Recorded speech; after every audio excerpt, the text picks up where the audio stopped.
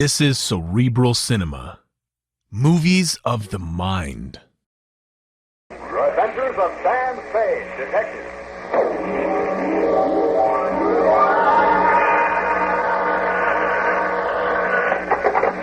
Spade, Detective Agency. Spade, sweetheart. Oh, hello, Sam. What are you doing? Having breakfast, Abby. Breakfast? But it's 7:30 in the p.m. Well, it's a topsy-turvy world, sweetheart. What was the problem, Sam? Oh, a gold key to the door of her apartment. She got to figure out what it unlocked. Very complex case, Abby. Greed, passion, twisted ambition, hate, love, vengeance, and murder. The whole gamut. It was ghastly every now and then. Well, Sam, maybe we ought to put off the report till morning when you're feeling fresher. Oh, it's very considerate of you, sweetheart, but I'd like to get it off my chest now tonight. If you want to help, just be at your desk. Now, don't say anything when I come in. Just be there. Sam, you sound so serious. Could be, sweetheart. We'll see. I'll be right down to dictate my report on the gold key caper.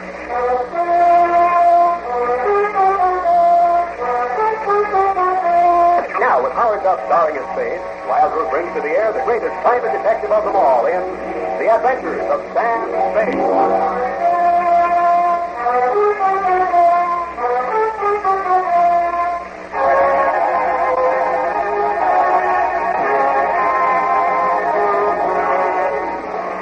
Date, January 25, 1948. New homicide detail, San Francisco Police. Attention Detective Lieutenant Dundee from Samuel Spade, license on the 17596. Subject, the gold key caper.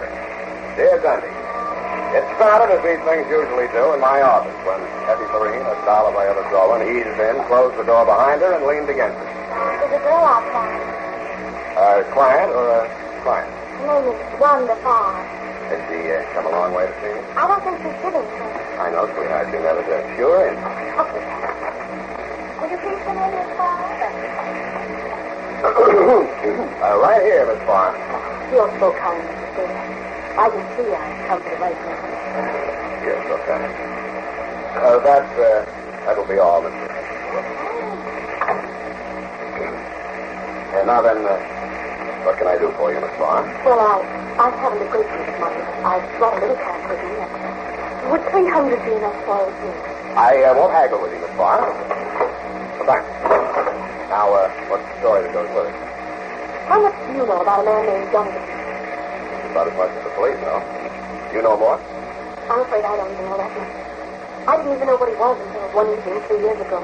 That was the last time I saw him. The police came and arrested me. I was deeply shocked. But I thought I should stand by him. As I remember, the rap was 3 to 5 years breaking and entering. Yes, I promised to wait for him. If you couldn't quite make it. Well, in a way, you're perfectly right. When I heard he was coming out of prison, I just can't think. As you thought of leaving town? Oh, it wouldn't make any difference. He'd find me wherever I went. Can't say that I blame him. What's so funny? You're afraid of me, though. No, not dangerous. Not yet. Are you always saying so? Never. That depends. Oh. Yeah. On how many other stats you handle, like this county for thieves, and how many other stats have helped you get out from under. Really? There must be some other type of detective. Okay, here's your money. And I won't go. You can't turn me away like this. After all those things I told you. Something. You haven't any right to... When I put my trust in you... That's a lousy act, too. Sit down. Now, let's have it. What do you want me to do? Well, he's arriving in San Francisco this afternoon. He'll come to my apartment for the things. He said he would. I haven't been seeing him or even answering yet. That by itself must make him killing mad. Oh, if you knew, Johnny, but... Well, I don't. You said you didn't until the cops came in. But I didn't. I didn't know he was in the bar. I just thought he was a gambler like anybody. And then about his violence. Whenever he's angry, he just goes crazy. I wanted to see him long before they set him up on a list. Then I was going to write and then tell him in prison. But then I was afraid he'd break out and make things worse for himself. But now... Now, you've really got to fix. Yes, but I can't. I'm afraid. And you want me to hold a gun on him while you give him the air. Oh, you say it like that. Make him feel But I just can't go back in. I can't. I just knew that you were by and not to. And I feel safe. For how long? Look. Look, let's say something for after dinner, shall we? I I was wrong. You're not afraid. You're not afraid of anything.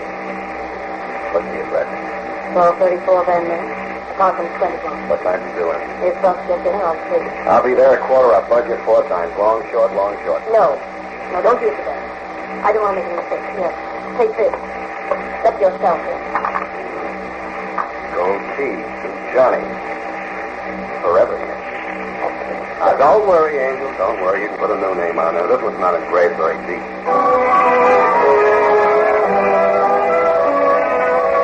After she'd gone, a heavy fragrance clung to everything she touched. The chair she sat in, my glass with her lipstick on it for $300, even the gold key. I rubbed it up against my coat sleeve.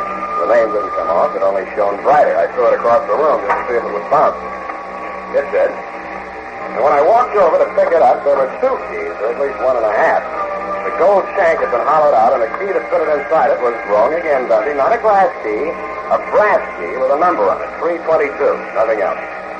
I wondered if Johnny Batiste had been living a double life, or at least 1.5. I was still wondering when I slipped the brass key back into its hiding place and used the gold one to unlock the door of Wanda's apartment.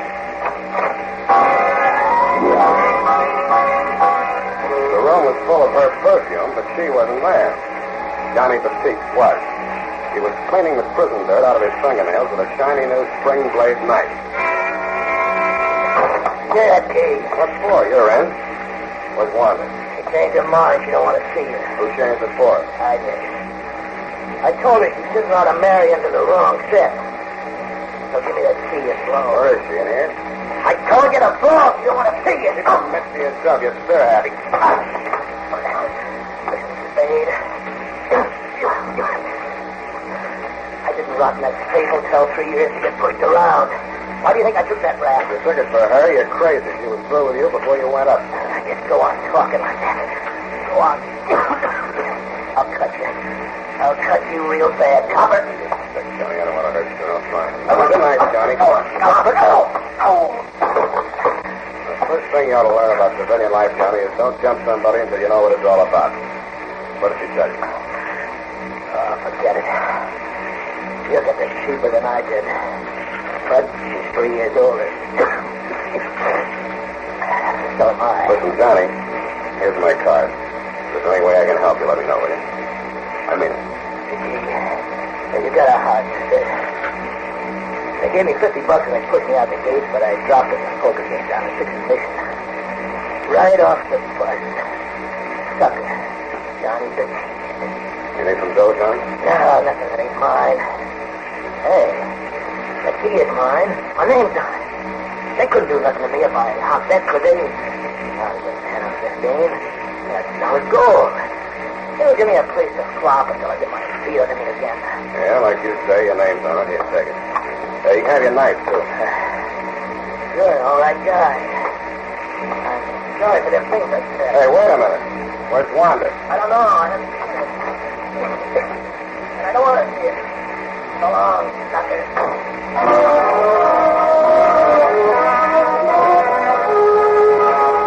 I went to the window and watched him leave the building. He didn't cough when the cold air hit him. Instead, he took a deep breath and strode briskly across the street and into a neon-lighted bar and grill. Something about his swagger bothered me. Giving him the gold key might or might not have been as smart a move as I thought it was, but I was sorry I'd given him back his knife. Sam Spade, sucker.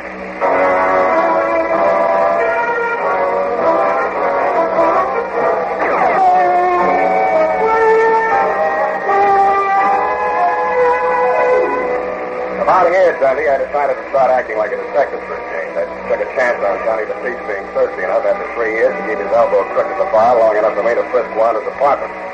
I didn't think I'd find her body there, but I did. I deduced that it was in the clothes closet from the feeble cries and puffings I heard as I walked into the bedroom.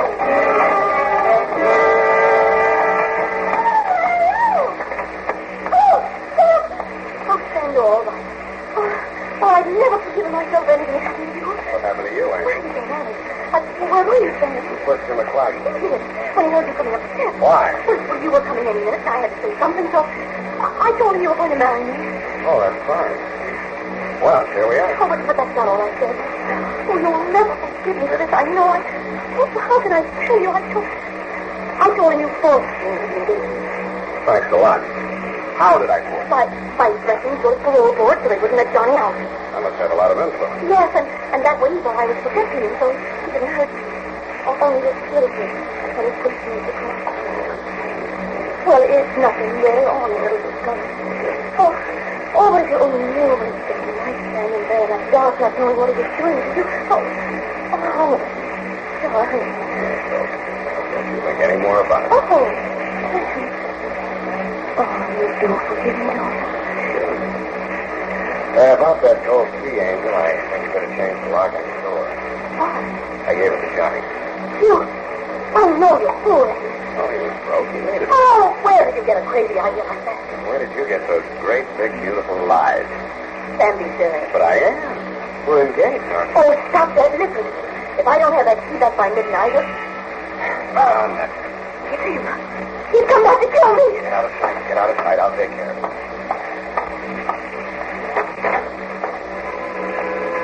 There were two of them. Neither one was Johnny Batiste. They brushed past me and entered the room without a word and stood there with their faces hanging out. While we were giving each other the silent treatment, I sized them up.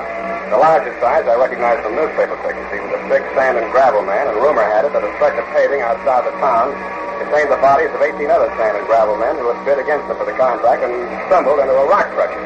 Name? Mike Malloy. The musician with him put his viola case down on the sofa and opened it up. No. This isn't the man, Angel. What's that to what he's doing here? Why don't you sit down and finish that comic book I brought for you? Okay, wrong question. Miss Spade, I told Miss Farr to hire you. Had any trouble? Not yet. Good. I brought along my bodyguard here just in case. Where is he? I sent her to the movies. Why, of course. You see Johnny Batiste? Yeah, he dropped in. He didn't make any trouble? No. Was he supposed to? There's no point in our talking in circles, Miss Spade. Johnny Batiste used to work for me. Mabel was here with one of his men, wasn't he? Why bring that up? You see? Things have changed. Johnny isn't the man he used to be. But I've always taken care of those certainly loyally. I thought we weren't talking in circles. Believe me, Mr. Spade, I only want to save Johnny from himself. Is he threatening to jump into one of your rock crushes? Watch that boy. He's got a sense of humor. I'm sorry I failed to see it. I was misinformed about you, Mr. Spade. I was led to believe that you were the man to help my fiancé and myself out of this embarrassing situation. Your fiancé? Wanda? Miss Fox? Yes? Yes, it's fiancé. I'll be absolutely frank with you, Spade. I had hoped by bringing you and Johnny Batiste together under circumstances that you might be forced to kill him in self-defense, or my apologies. It would have been the merciful way out for Johnny, and it would have saved many lives. I know Johnny Batiste. He will try to get back on top. He'll stop at nothing.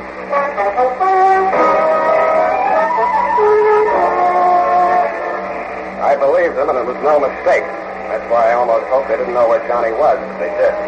After they left Wanda's apartment, they crossed the street and went into the neon-lighted bar and grill. By the time I got downstairs, they were on their way out again with Johnny in the middle. He didn't listen when he wanted to go, but they dragged him into Malloy's limousine, and he went. I did, too.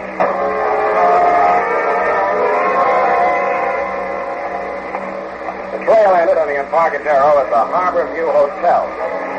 By the time I got into the lobby, Johnny and his two guards had disappeared up a ratty-looking flight of stairs. I started up after them, but then I stopped cold.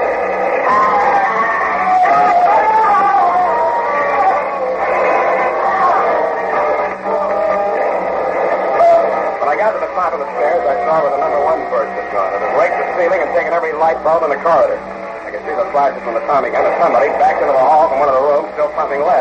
I'm gonna die! I have to die! I'm gonna get out of here! Hey, who's that? He either saw or heard me. I flopped down on my belly and tried to work my way into the 10th of an inch nap on the crummy carpet. I made like I'd been hit, but I couldn't quite manage the death rattle. When I heard the gunman run down the hall toward the rear of the building, I rose courageously to my hands and knees and crawled the rest of the way down the corridor and looked into the smoke-filled room. The air tasted like burned powder, but it smelled like blood. I swallowed my insides and went in. There were 8 of them. I'll spare you the details, Dundee. You saw them after they were cleaned up. I needed some fresh air, and I needed it quick.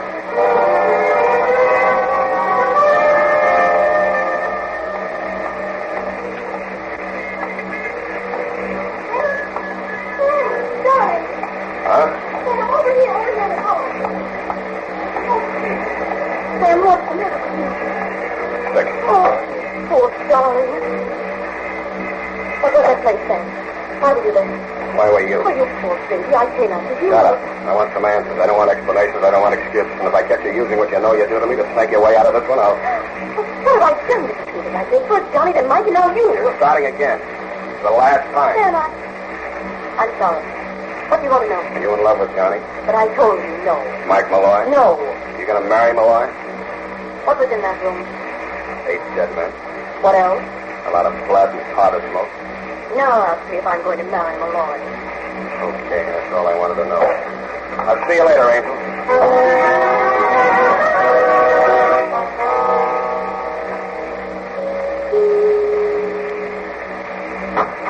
Oh, Spade, I was just leaving. Come back later. You're not leaving, and I'm not coming back later. Get back in the room.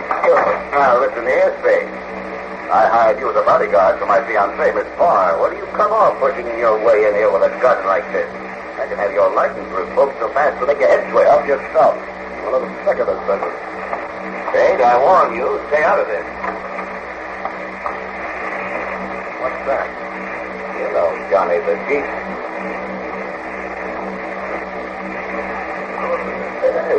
Hello, Johnny. I gave you a working order. Can you talk?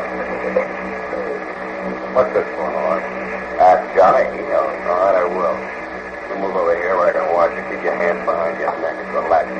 This is going to cost you more than your life. Shut up! Now, Johnny, listen to me. This is important. Move your right hand to yes.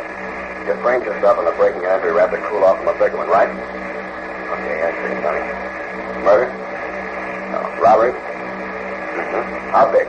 5,000, 50, 500,000. That payroll job. Bakersfield, December 1944. That right, Johnny? Now, if I go through with this farce, I can give it to you. If you think it'll do you any good, I promise you it won't. Johnny got himself set up on that 3 to 5 year rap, partly for the reason you say, and partly because he didn't want to deal with the rest of the boys. He cooked up this transparent scheme of his, this gold key, that hotel room to throw us off the track. They could think the loot was hidden there. You sure it is? Positive. I bought that hotel and ripped it to pieces, room by room. So you cooked up a couple of pretty crude schemes of your own to sweat it out of Johnny. First, you thought you could goad him into killing me. When that didn't work, you had your boy Naples knock off the opposition boys into the peace mob so you could hold a whole massacre over his head.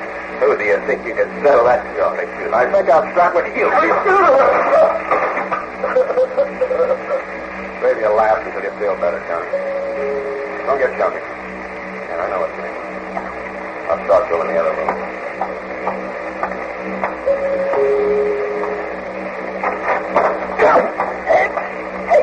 What do you think you're trying to do? All right, leave it there, Naples. Yeah. What are you doing here? Where's the boy? Out.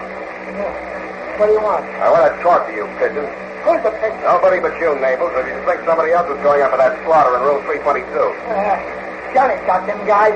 That's the boy. I asked the boss. He said you did. You're bluffing. Johnny bargained for a written statement by Malloy alibying Johnny. The cops have got it now. They'll believe it. Malloy's a big citizen, so you're the only pigeon left. That's what you think. Where is he? Wait here. I'll bring him to you.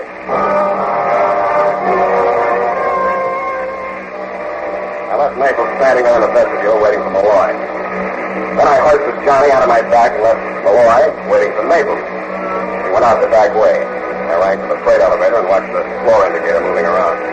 I believe it was between 6 and 7 when I heard a familiar sound of the Malloy apartment.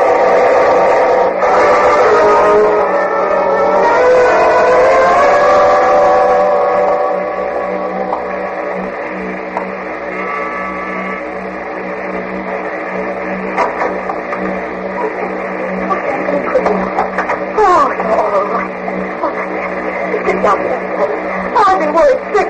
What about? Malloy, Johnny, me, with a half minute. Johnny, did Malloy find it? Malloy's dead. Johnny?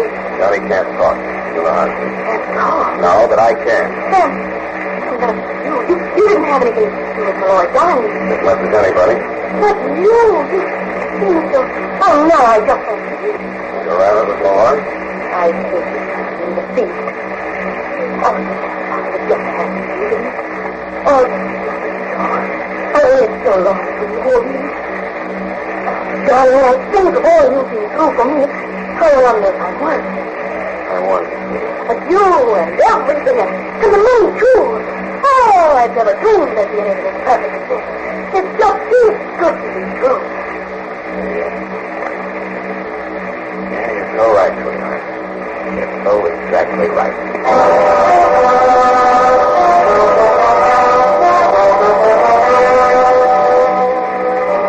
I didn't tell her I didn't have the heart. We talked some more and toasted some marshmallows. Well, anyway, what I'm getting at, Tony, is this. Some jerk from the DA's office informs me that you want her for questioning as an accessory before the fact. In my opinion, this angle of the case requires more personal research, and with all modesty, I think that I am the man for the job and will be as long as she thinks I have the $500 grand. And if I do have it, Lieutenant, watch out for your badge. Serious, and it will go. Whoa. What? Yes, sir. Well, have you? Have I what, Eddie? The $500,000? Oh, heavens protect me. How can you be so calm about it? Pipe that up, sweetheart. Search every nook and cranny for treasury hawkshaws, and I'll give you a full account. Private, of course.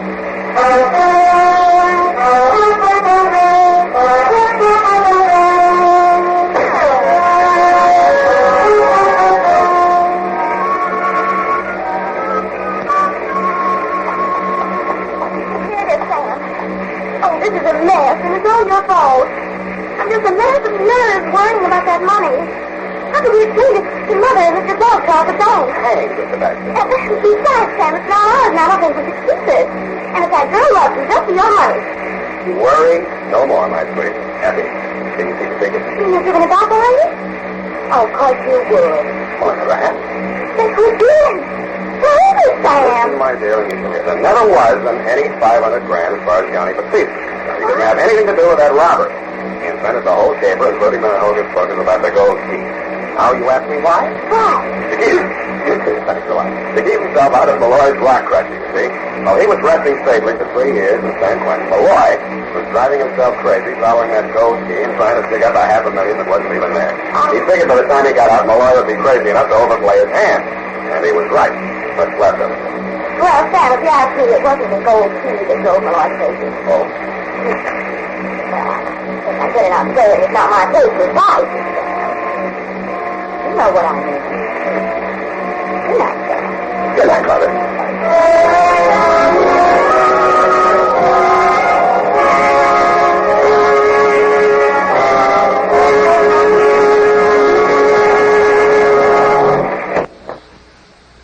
The Adventures of Sam Spade, Detective. Brought to you by Wild Root Cream Oil Hair Tonic, the non-alcoholic hair tonic that contains lanolin. Wild Root Cream Oil. Again and again, the choice of men who put good grooming first. Sam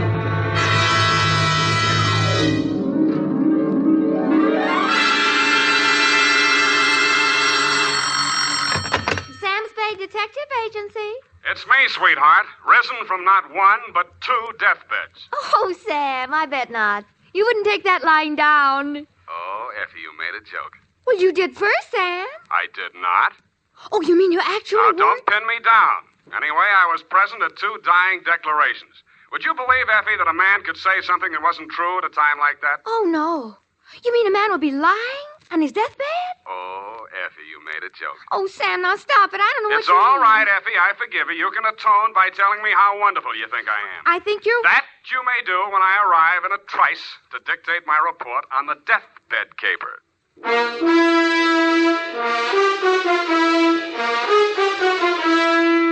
Dashiell Hammett, America's leading detective fiction writer and creator of Sam Spade, the hard-boiled private eye, and William Spear, radio's outstanding producer-director of mystery and crime drama, join their talents to make your hair stand on end with the adventures of Sam Spade.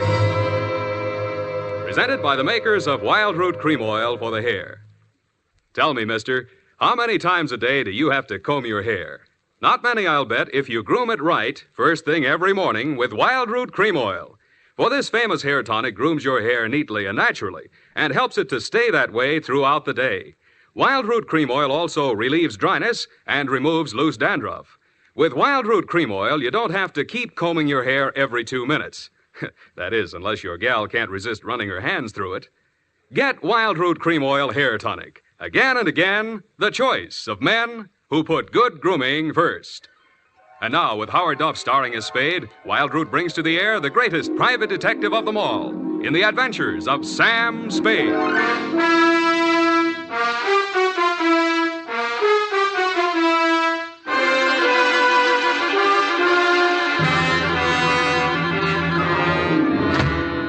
Many brave hearts are asleep in the deep. Oh, Sam, you're a sailor. Captain Sam, there's the brig for you. You got your logbook handy, gal? Oh, yes, Captain. So beware. Make it, that's awful deep.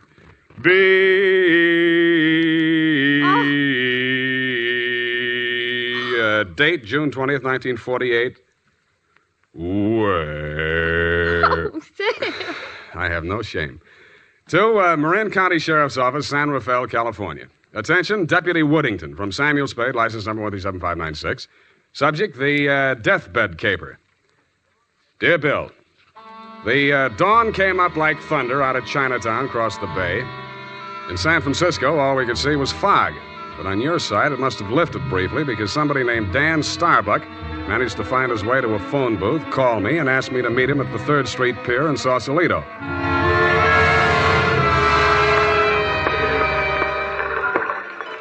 I didn't see him when I first got there. I didn't even see the pier. It was too foggy. But in the glow of the neon lights in front of the Viking Saloon, I saw a man who seemed to be waiting for somebody. He was a big guy with a good face, but plenty of worry on it. Mr. Spade? Yeah, Mr. Starbuck? Dan Starbuck. Come on down to the end of the pier. I'll explain as we go along. We gotta hurry. You act hot. You wanted for something? Well, not yet. What's the caper? Well, my brother's out there on his yacht, the Marguerite. He's dying. When he's dead, they may call it murder. I want to be there with a witness. That's you. In case he has anything to say about who did it. Who did? They think I did. Did you? Honestly, I don't know. It happened the night before last. I went out there to see him. We've hated each other for years.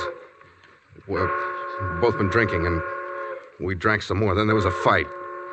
I drew a blank somewhere. Next thing I knew, it was around midnight. I pulled myself together, went into his cabin. Gordon was lying there with his head all kicked.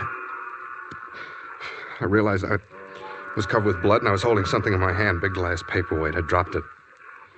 I got out of there fast and swam ashore. I planned to tell you a different story, but that's it. You want the job or not? You think you'll make a deathbed statement that'll clear you, and you want me for a witness? Yeah, that's it. You got a lot of guts. I'm hired. Good. Halverson? You down there? Halverson! Who's Halverson? He's a boatman. He'll row us out. Halverson! Hey, Nils! Donnie? Yeah. Is that you, Casino? Sure. Can I do you some favor? I want to go out to the Marguerite. I can't find Halverson anywhere. Well, I guess I can take you. Are you sure that I'm sure. Sam Spade, Del Casino. He's the bosun of the Marguerite. Glad to meet you. Sam. In front of Danny's. Hey, listen, Danny, you sure you want to go out there? Any reason why you shouldn't? Well, it's up to him. In his place, I would be on a freighter for China, way out there where the fog is more thicker. No, it's all right, Casino. I know what I'm doing. Well, your friend, you excuse me, your name? Spade. Pardon me, I better ask. The police don't want you for nothing? Not yet, but don't make book on it. Push us clear, Danny. All right.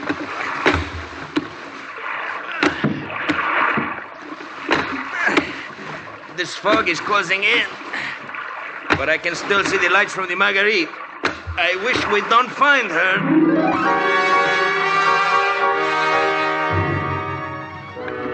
But we did.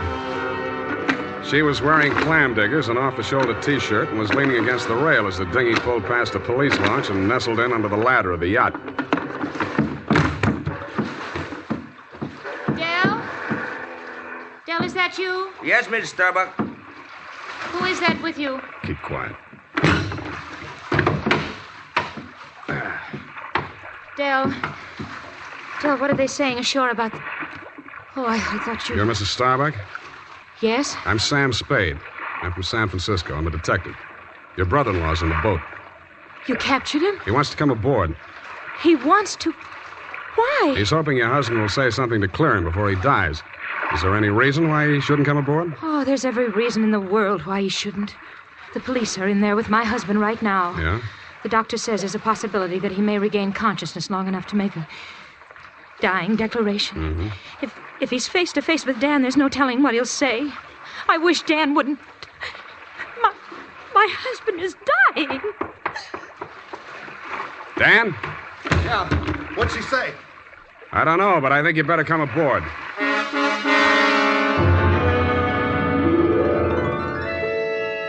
He seemed almost delighted as he swung his weight up out of the dinghy and climbed the ladder. Del Casino, the bosun, followed, wearing a puzzled expression that turned to fear as we entered the cabin.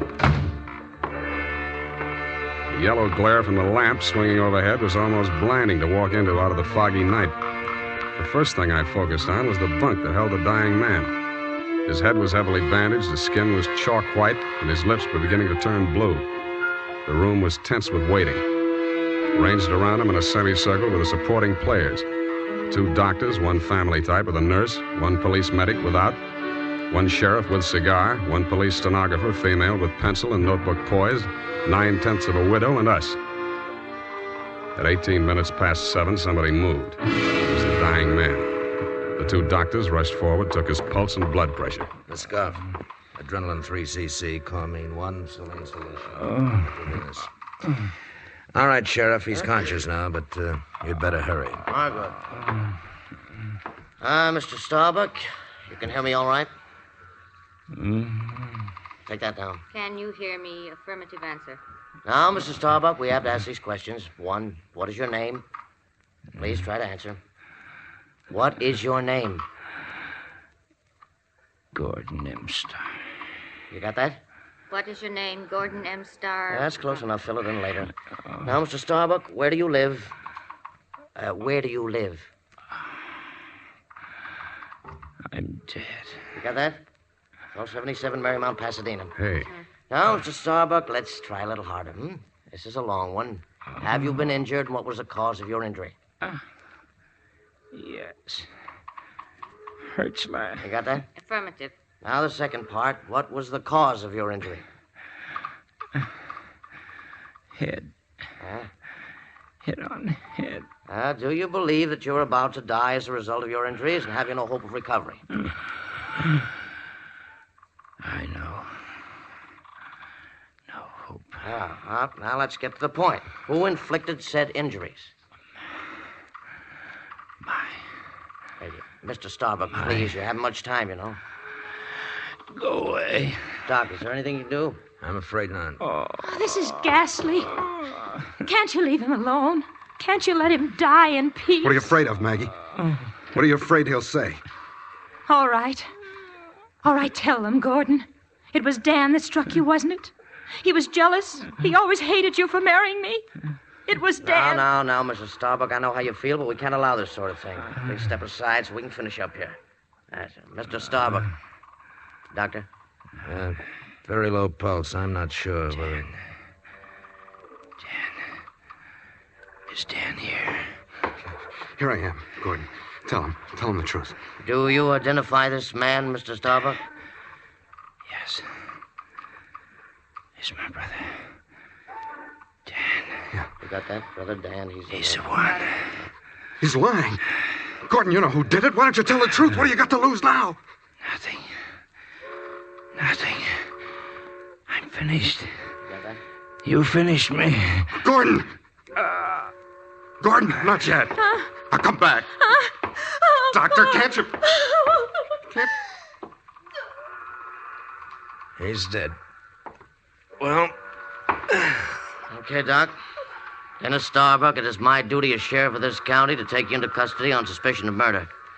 And I must tell you that anything you say may be held against you. You'd better come along, too, Spade. Routine questioning, you know. Okay, Sheriff. And I don't think we'll need the handcuffs, will we, son? No, I'll go with you.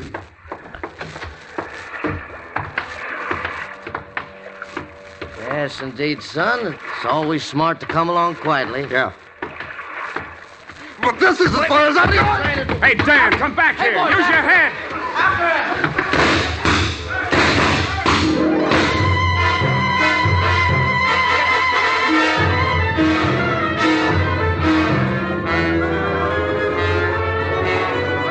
He only had one friend. He was the best friend in the world for a man on the land, the fog. The searchlights on the police launch spun frantically as the craft heeled around in a half circle to head him off. Instead of cutting the fog, the beams from the powerful lights bounced back from it and blinded the men behind them. After 10 minutes of that, they gave up. The sheriff had a theory. Don't worry. Between the fog and the currents, I doubt if we'll make it. We'll probably recover the body in the morning. And they did. But it wasn't Dan Starbuck's body. It was the bosun, Del Casino. And he was found in Richardson Bay, adrift in the dinghy from the Marguerite. Somebody had creased his skull with the same type blunt instrument that had been used on Gordon Starbuck. But Del hadn't lived long enough to make a dying declaration.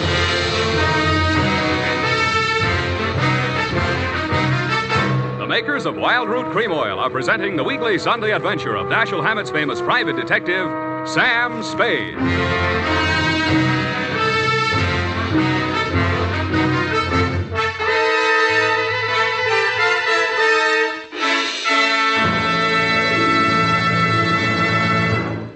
Now, here's important news on good grooming. If you want the well-groomed look that helps you get ahead, socially and on the job, listen. Recently, thousands of people from coast to coast who bought Wild Root Cream Oil for the first time were asked, how does Wild Root Cream Oil compare with the hair tonic you previously used? The results were amazing. Better than 4 out of 5 who replied said they preferred Wild Root Cream Oil. And no wonder. It gives you the advantages that men consider most important. Wild Root Cream Oil grooms your hair neatly and naturally, relieves annoying dryness, and removes loose dandruff. What's more, non-alcoholic Wild Root Cream Oil is the only leading hair tonic that contains soothing lanolin that's like the oil of your skin. So ask for Wild Root Cream Oil Hair Tonic. Again and again, the choice of men who put good grooming first. By the way, smart girls use Wild Root Cream Oil too, and mothers say it's grand for training children's hair.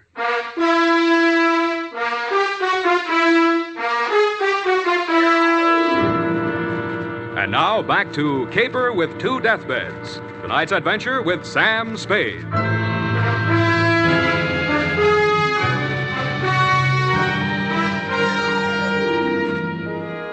The police theory of the Del Casino killing went something like this. Casino had shoved off in the dinghy to join in the search for Dan Starbuck, had rescued him, and been maced for his pains. Also found in the dinghy, but not as yet worked into the police theory, were 2 items. 1, a waterproof wallet containing the seaman's papers of one Nils Halverson.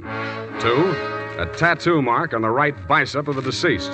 A small heart with a name in it, Maggie. The brand new widow of the same name was waiting in my office when I got there the following afternoon. Hello. Hello to you, Mrs. Starbuck. What can I do for you? Mr. Spade, I know very little about the ethics of your profession, and...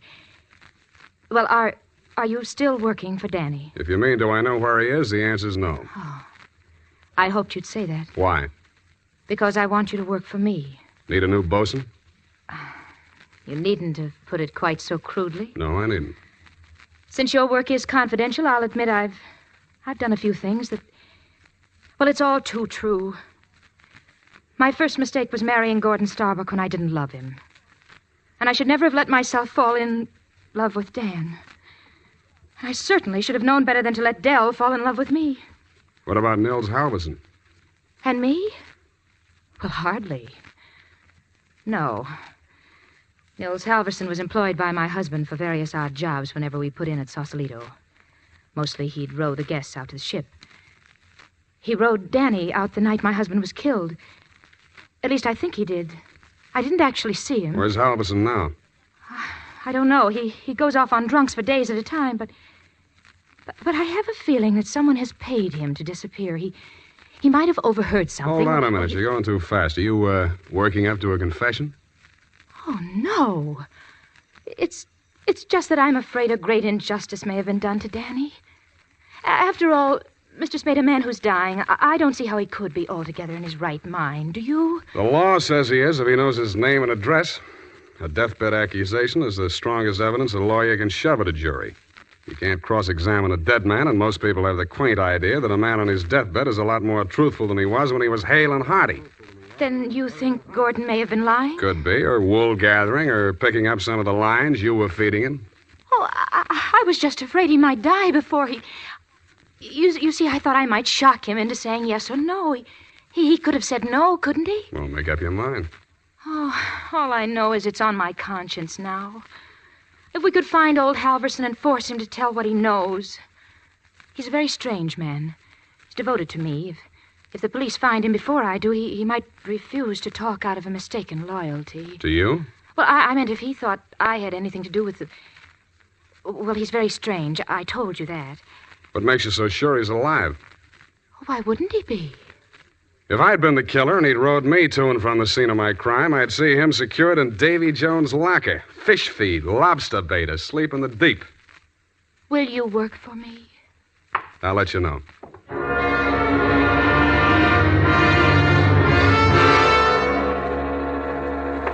I didn't have time to get tattooed, but the rest of me was marinated enough. On my head, I was wearing a dirtied-up yachting cap, and the rest of me, I was wearing a pea jacket, dungarees, and sea boots. I was also wearing clamshell number 5 as I rolled up to the Viking saloon. Well, what'll it be, mate? Akkeviet and water. Have you seen my cousin? Your cousin? Who's your cousin, Prince Valiant? No, my cousin Niels Halverson. Niels Halverson. Oh, no. You're Neil's cousin, are you? Yeah. Well, coming from the old country? Yeah, Minnesota. By Yemeni. Well, now, he'll be right glad to see you there. Where fair is he? I don't want to say this too loud. Yeah. Bend over there. Yeah. He's in trouble, you know. Oh. Yes, I got him holed up down below. Oh. Yeah, come on. Well, by golly, I sure been glad to be going to see my cousin Niels. Niels Halverson. Drop the act and get down there. Hey! Okay, Joe, I'll take over from here. Easy. Okay, Danny, my boy. I got his gun. But watch him now, watch him. He's full of smorgasbord. Well, Spade, you're the one person I didn't expect to see, but I'm very glad to. Yeah, I wish I hadn't found you. I wanted to find somebody else first. Halverson? Yeah. He's here. Want to see him? That's what I came for. And under here. Watch your head, low bridge. Yeah. Here we are. Where? A boathouse under the pier. Halverson used to hole in here to sleep off his schnapps. Where's he now? Over here. Uh-huh.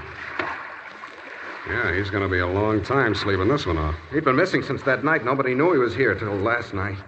I headed for the saloon when I swam ashore. Joe hid me out here.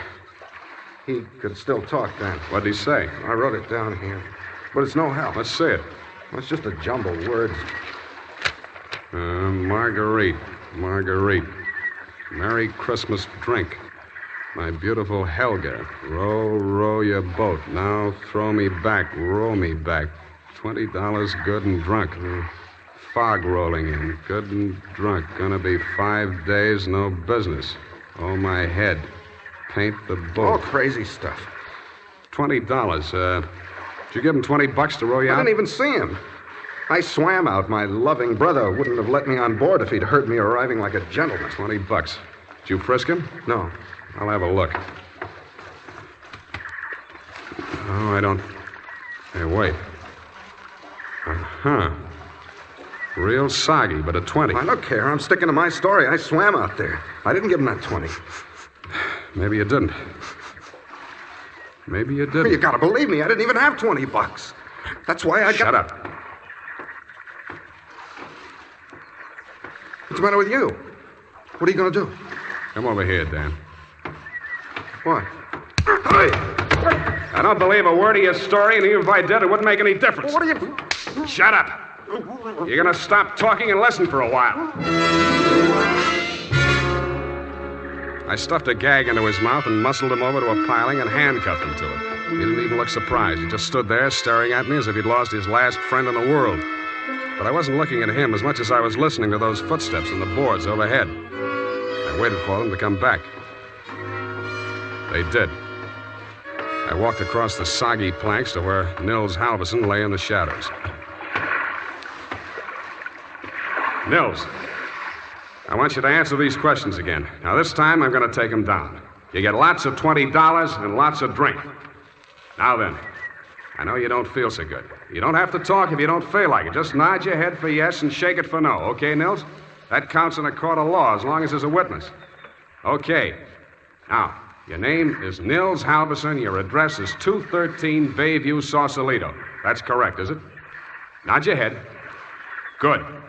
Good. That proves you're in your right mind. You know you were injured. Yeah. You know the cause of your injury. Hit on the head and thrown over the side of your boat. What? Huh? Not from... Oh, dinghy. Well, it's the same thing. All right. Now, you know you're dying. You have no hope of recovery. That's obvious, but nod your head. That's the boy. Now, Nils, on the night of the 18th, around 10 o'clock, after your usual working hours, you rowed somebody out to the yacht Marguerite, in return for which this person gave you a $20 bill. This person is also the person who killed, who inflicted your fatal injuries. It is. Now, the name of that person, if you can possibly speak even in a whisper, so there can be no mistake. Can you hear me? Just say it close to my ear. Yeah? Yes. Yes, I got it.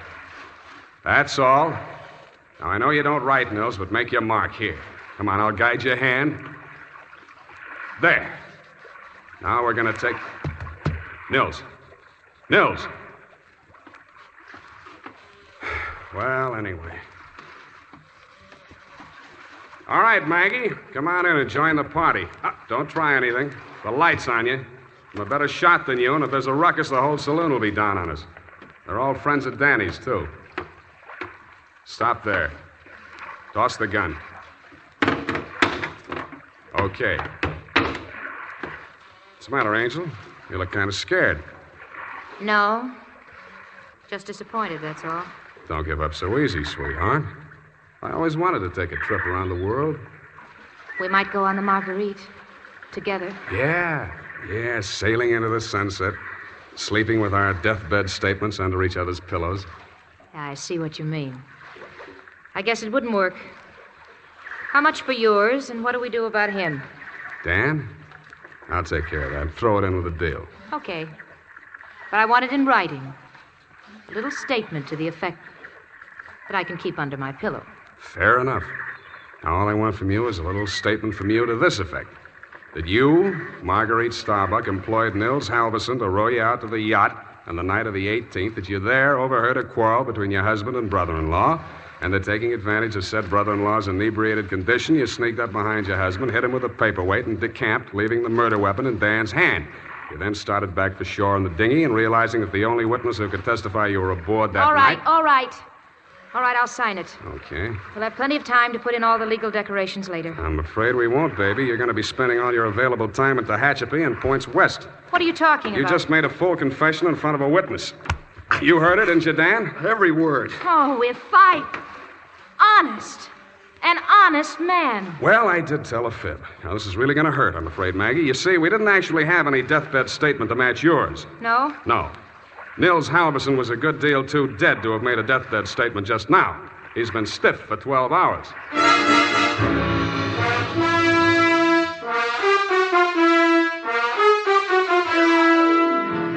Period, and a report. Well, Sam, I'll type this right up because then I'm leaving. Wait a minute, Effie. I had to do it that way. Don't you understand? Of course, Sam, I quite understand. But you object, huh? A cruel, ruthless, murdering, though beautiful woman, foiled by a clever ruse, a great acting performance by the greatest private detective of them all. Is that all? You're still leaving? Yes, Sam, my bags are packed. Well, pardon me for having feet.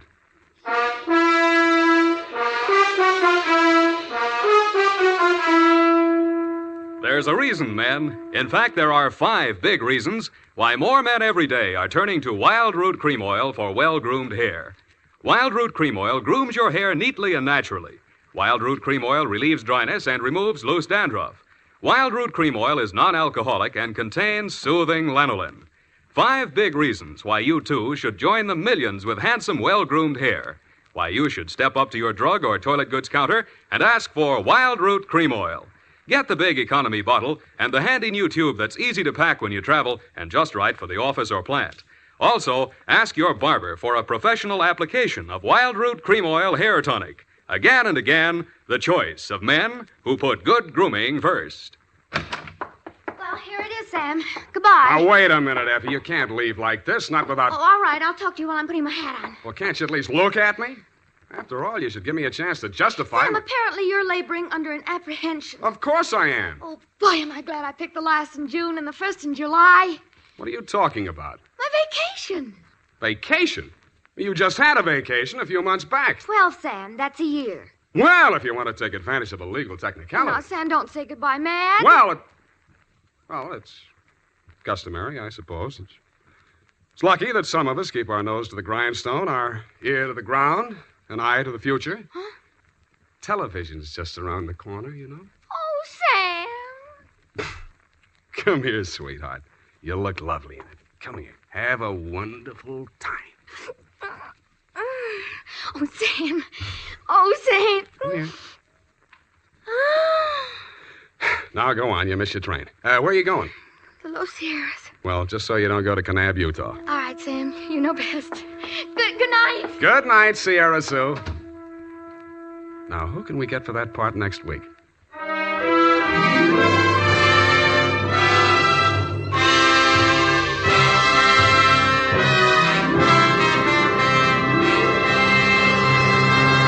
The Adventures of Sam Spade, Dashiell Hammett's famous private detective, are produced and directed by William Spear. Sam Spade is played by Howard Duff. Lorene Tuttle is Effie.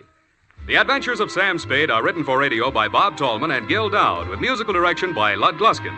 Join us again next Sunday when author Dashiell Hammett and producer William Spear join forces for another adventure with Sam Spade, brought to you by Wild Root Cream Oil. Again and again, the choice of men who put good grooming first. This is Dick Joy reminding you to get Wild Root Cream Oil, Charlie. It keeps your hair in trim. You see, it's non-alcoholic, Charlie. It's made with soothing lanolin. You better get Wild Root Cream Oil, Charlie. Start using it today. You'll find that you will have a tough time, Charlie. Keeping all the gals away. Hiya, Baldy. Get Wild Root right away. This is CBS, the Columbia Broadcasting System.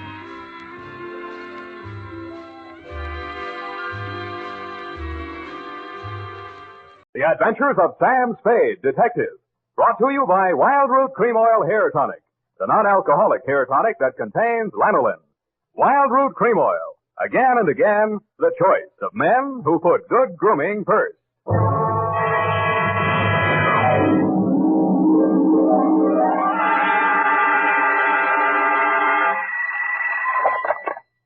Office of Samuel Spade, Private Investigations. Good morning. Evening. Effie? Miss Perrine is on a vacation. Perhaps I may be of assistance, no doubt. I don't know. To whom am I speaking to? I am sorry. I cannot divulge that information to an entire stranger. May I take a message? Look, Miss Whoever you are, I don't want to discommode you, but I am sorry, but I will have to ask you in no certain terms to resist from this line you are handing me. I am not the type secretary. Forget it. I'll just call Miss Perrine long distance and dictate my report over the phone. Oh, my darling God, however a gouge of me, Mr. Spade. Oh, I'm Bernadine, Effie's relief. I mean yours. I could use some. Oh, shall I send out for some medicine? Yeah. The phone number's on the wall behind the water cooler. Tell them 100 proof, bonded, and hang the expense. I'll be right down to dictate my report on the bail bond caper.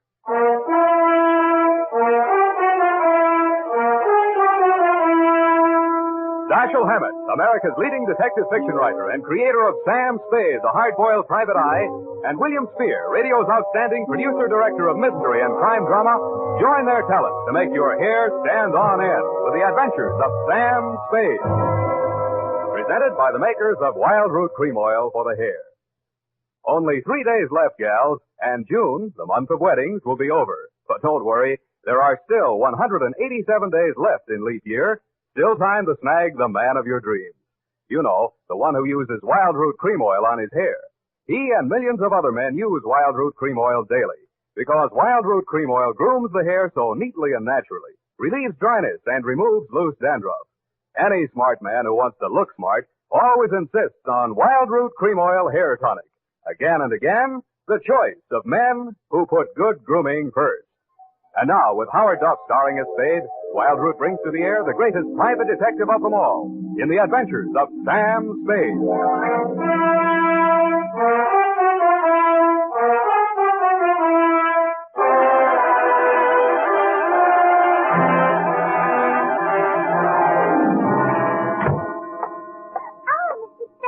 You are Mr. Spade. You just gotta be. Yes, but why? It was fate. I knew it was going to be like this. I had my qualms, too, Bernadine. Oh, that's good. I sent the other back. The other what? I called that number, but it was euphonious. They said whiskey. Is something the matter? No, nothing at all. I'm perfectly calm. Well, I'm glad. My previous employer was very nervous, which is why I just happened to be tentatively at large when Effie reproached me about being a relief to her. Figures. Bernadine, now I'm not being fresh. Honestly, I'm not. But do you take shorthand? Yeah, but I don't speak it. What is that you speak? Don't answer. Ready? Rodney. I mean Roger. Date. I'll have to ask my mother. Down, Bernadine. Date, June 27, 1948, to Miss Effie Perrine, care of Perry's Lodge, Kanab, the Pearl of the West, Utah. What? Oh, wrong letter. I'll get to that later. Date, June 27, 1948, to Leo M. Scarlett, care of Leaf, Branch, Root, Knox & Wood, attorneys at law, 333 Pine Street, San Francisco, from Samuel Spade, license number 17596. Subject, the bail bond caper. Dear Leo, I'm sorry things turned out the way they did, Leo, and I'd like you to know how I got into it. It wasn't for the reward. I don't take rewards. I'm not in love with your wife, no matter what she says, and I wasn't sore at you about anything. I was just sitting in my office, minding my own business, when the door opened, and Vivian walked in. She looked every bit as beautiful as she did when she lived under me in Ma Tuttle's boarding house in 41. In fact, I didn't recognize her until she slithered out of her mink. Hello, Sam. Surprised to see me? Yeah, but I'm trying not to show it. What's on your mind? Is that all you've got to say to me, Sam? Well, you're here on business, aren't you? All right, I don't blame you. It all happened pretty sudden, Leo and me. I should have written or phoned you, I suppose, but somehow... Forget it, Vivian. Now, what do you need a detective for? You, thinking of divorce already? Oh, please don't, Sam. If it was a mistake, I'm the one who has to live with it, and I made up my mind when I married Leo, this time it's for keeps. No matter what. Mm-hmm. What's the what? He's in trouble, Sam. Well, that's nothing new. Now, this time I don't think it's his fault. When Leo went legit, he meant it. What's he say he's doing now? He's a bail bond broker. Judging from your new look, I'd say he's a success. Sam, a man called him on the phone today. I answered. He said his name was Holiday, but I recognized his voice. It was an old friend of Leo's, Charlie Rosen's boy. Charlie, huh? When did he get out? A couple weeks back. He was paroled. I don't know what he said over the phone, but Leo looked scared and sick. I don't wonder. The word around town was that Charlie took the rap for Leo. And I don't know anything about that. All I know is Leo's on the level now, and Charlie never will be. He did plenty on his own during that time he served. Well, I won't argue that, but from where I sit, it looks like Leo better start wearing a gun again. He has. That's what I'm so frantic about, Sam. Did you hear any of the conversation from Leo's end? He didn't say much. But I did hear him say, all right, 10 tonight. I'll meet you there. That wasn't very smart of him. I know, but that's the way he is. It might be only for a payoff. I thought of that, too. But Leo hasn't got that kind of money. He's been dropping a lot at the racetracks lately. And even if he had it, he's not the type to pay blackmail. I don't like it. Why should I stick my neck out? Why did you have to come to me anyway? 'Cause I trust you, Sam. I know you were jealous of Leo. I was? Sam, if we ever meant anything, if you meant half the things you said to me when we... Stop it. That's blackmail. Oh, I feel so lost and alone. I don't know where to turn. Okay. I'll see what I can do. Oh, Sam, I'll make it up to you somehow. You see if I don't. Sure you will. And tell Leo to stop dropping his money at San Ferran. This is going to cost them plenty.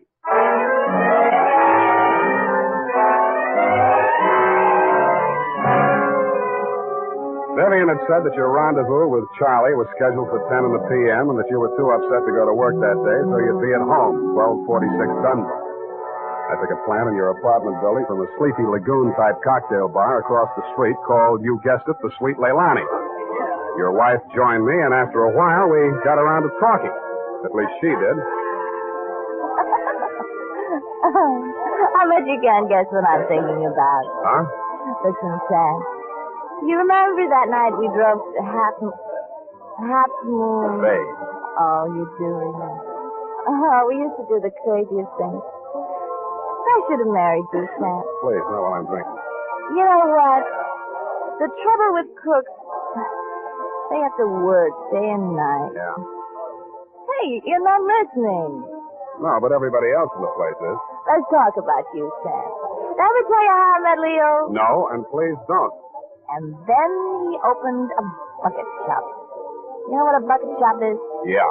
It's stockbrook. Brokerage. Yeah, that's right. Only it's crooked. That was the first business Leo started when he went legit. Mm-hmm. He had to shut it down on account of those securities somebody was always stealing out of the safe. Were they insured? Yeah, but they wouldn't renew his policy. So after the second nightclub burned down and he couldn't get any insurance at all, even on his own life. That's why I'm so frantic, Sam. Hey, give me a nickel. I want to play Sweet Little Annie.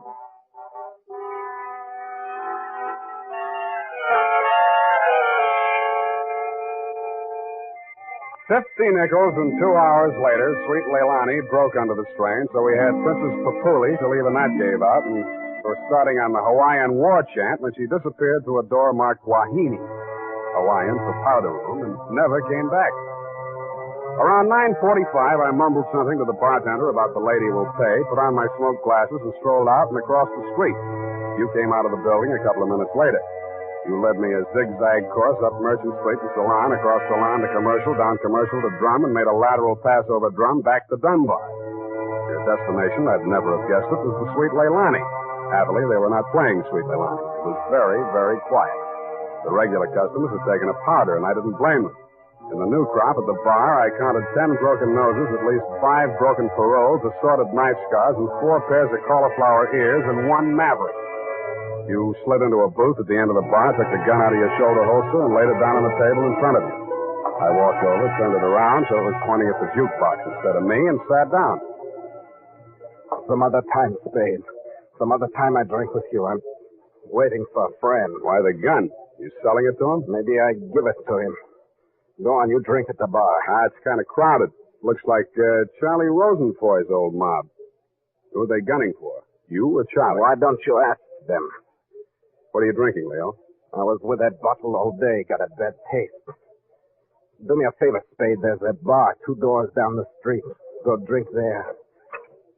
There's my friend coming in the door. Any friend of yours is a friend of mine, Leo. Look, Spade. Hello, Leo. What's the matter? You bring a bodyguard to meet your old friend Charlie? This shamus threw his weight in here. I didn't ask him. I don't need him. Huh. That sounds like the old Leo Scarlatti I used to. The name is Scarlett. Oh, pardon me. I've been on the rock for so long, it's hard to catch up on all the changes. There's been a war, Charlie. Anyone tip you to it yet? You got a smart bodyguard, Leo. Let's talk. Let's go somewhere else and talk. I like it here. Okay, we start. How come you tipped the mob we were coming here? You promised you wouldn't. Like the shamus, I got to drink somewhere. All right. Say what's in your mind, and I'll go. Yeah, and if you don't mind, I think I'll do my drinking at the bar.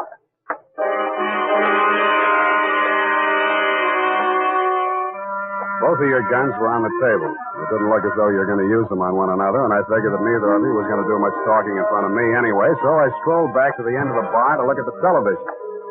The 10 o'clock news roundup was on, and the ticker tape that was moving across the screen said ... in Atlantic City today, period.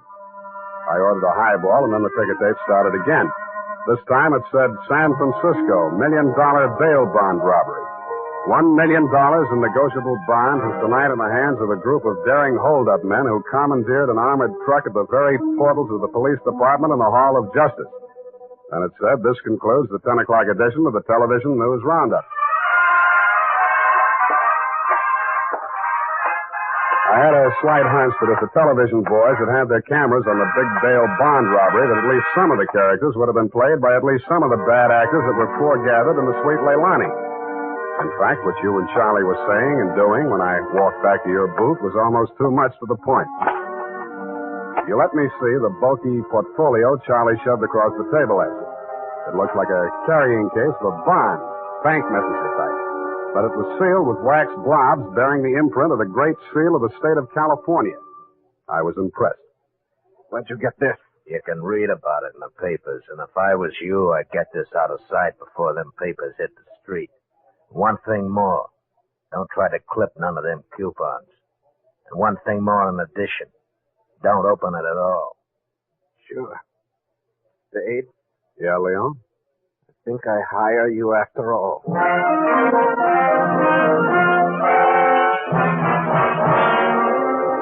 I took the job, and you handed me the portfolio. Outside, we flagged the taxi, and you gave the driver an address on Portsmouth Square. Your office, I hate to remind you, was behind one of a bunch of neon-lighted storefronts across from the Hall of Justice. The sign on the door said, "Press the button and let freedom ring any hour, day or night." The only bell in sight was a stop-press-type burglar alarm. You unlocked the door, and we went in. You paused in front of a big green safe with a combination lock and started twirling the knob. The tumblers clicked into place. I picked up an inkwell and waited for the safe to open. All right, Spade, give me it. I did, with both hands. With my left, I handed you the portfolio, and with my right, I pitched the inkwell at a well-wired slab of plate glass window. When the burglar alarm went into action, so did you. You dropped everything and were out of the door and out of sight before you could say, "Let freedom ring." While I was waiting for the cops to arrive, I helped myself to a $500 bearer bond I found lying loose in your safe. I had a feeling I might be needing some bail myself.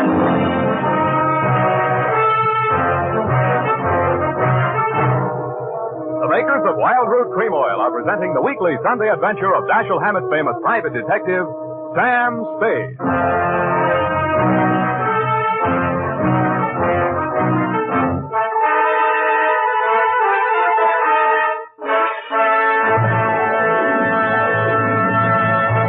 Now, here's important news on good grooming. If you want the well-groomed look that helps you get ahead, socially and on the job, listen. Recently, thousands of people from coast to coast who bought Wild Root Cream Oil for the first time were asked, how does Wild Root Cream Oil compare with the hair tonic you previously used? The results were amazing. Better than 4 out of 5 who replied said they preferred Wild Root Cream Oil. And no wonder. It gives you the advantages that men consider most important. Wild Root Cream Oil grooms your hair neatly and naturally, relieves annoying dryness, and removes loose dandruff.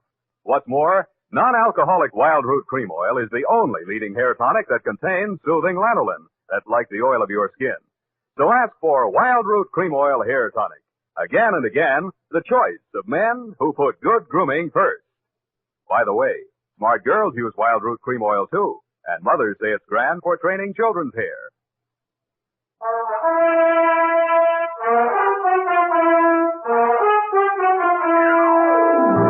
And now, back to the bail bond caper. Tonight's adventure with Sam Spade.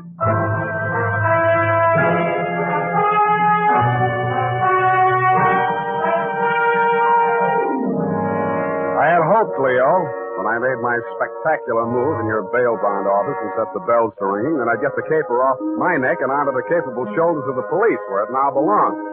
Then I told myself I could go home and get some sleep. I had never been that fond of Vivian anyway. I was holding the $1 million portfolio, complete with its big official seal still unbroken, ready to hand it over with a flourish to the first boy in blue that rushed in. But then I saw something that dashed my hopes. There was a strip of Scotch tape across the bottom of it. It wasn't up to me to tamper with important evidence, but I didn't have to. It was only a question of what magazine had been cut up to replace the $1 million in bearer bond. That question was answered at headquarters 20 minutes later. It turned out to be the last 52 issues of Radio Life, which even Captain Walsh of the robbery detail admitted was no help. Neither was Captain Walsh. Now, Spade, in your statement here, you state, so-and-so, Sweet Leilani, and that Rosenfroy did hand portfolio exhibit in question to Leo M. Scarlett, alias Scarlatti, at approximately 10:20 p.m. this day. That's it, Captain. Now, you sure you want to stick with this? You don't want to change any part of the statement? No, I just want to go home and go to bed. I'm afraid you're going to stay with us for a while. Who, me? Statement of Jordan Joyce, M.D. Statements of Hilda Sackwriter, R.N. and Mildred DeVille, this R.N. Day and night. Nurses respectfully. Who's sick? Rosenfoy.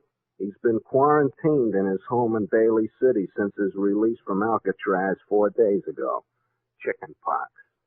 Sorry, Sam, I'll have to book you. You sure you don't want to add anything to that statement? Only this. Kelsey Walsh, if you continue to do such brilliant police work, you will be waving a stop sign at a school crossing in time for the fall semester. You are a hangnail on the finger of justice.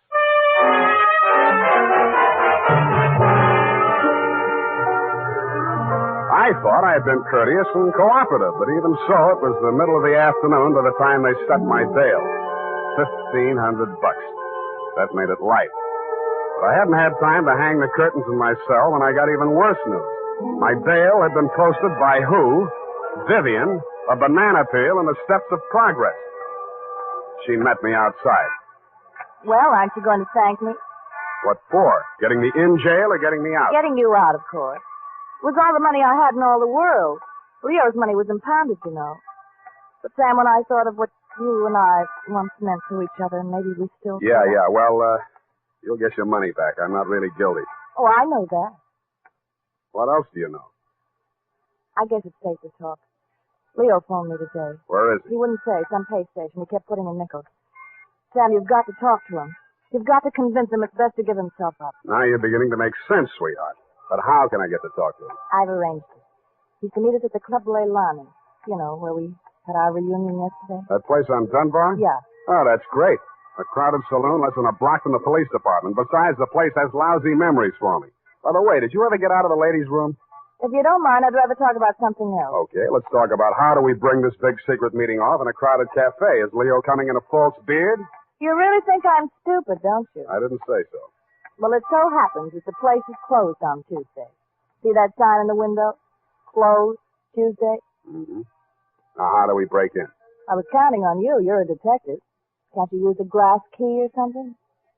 Did you say that bail bond you bought for me was all the money you had in the world? That's the truth. Then get ready to forfeit it. It's a risk I've got to take. You've got to take. Sam, please, if we ever met anything... Yeah, I know. Half Moon Bay. But sometimes I wish we hadn't been childhood sweethearts. Wait here. I'll case the alley.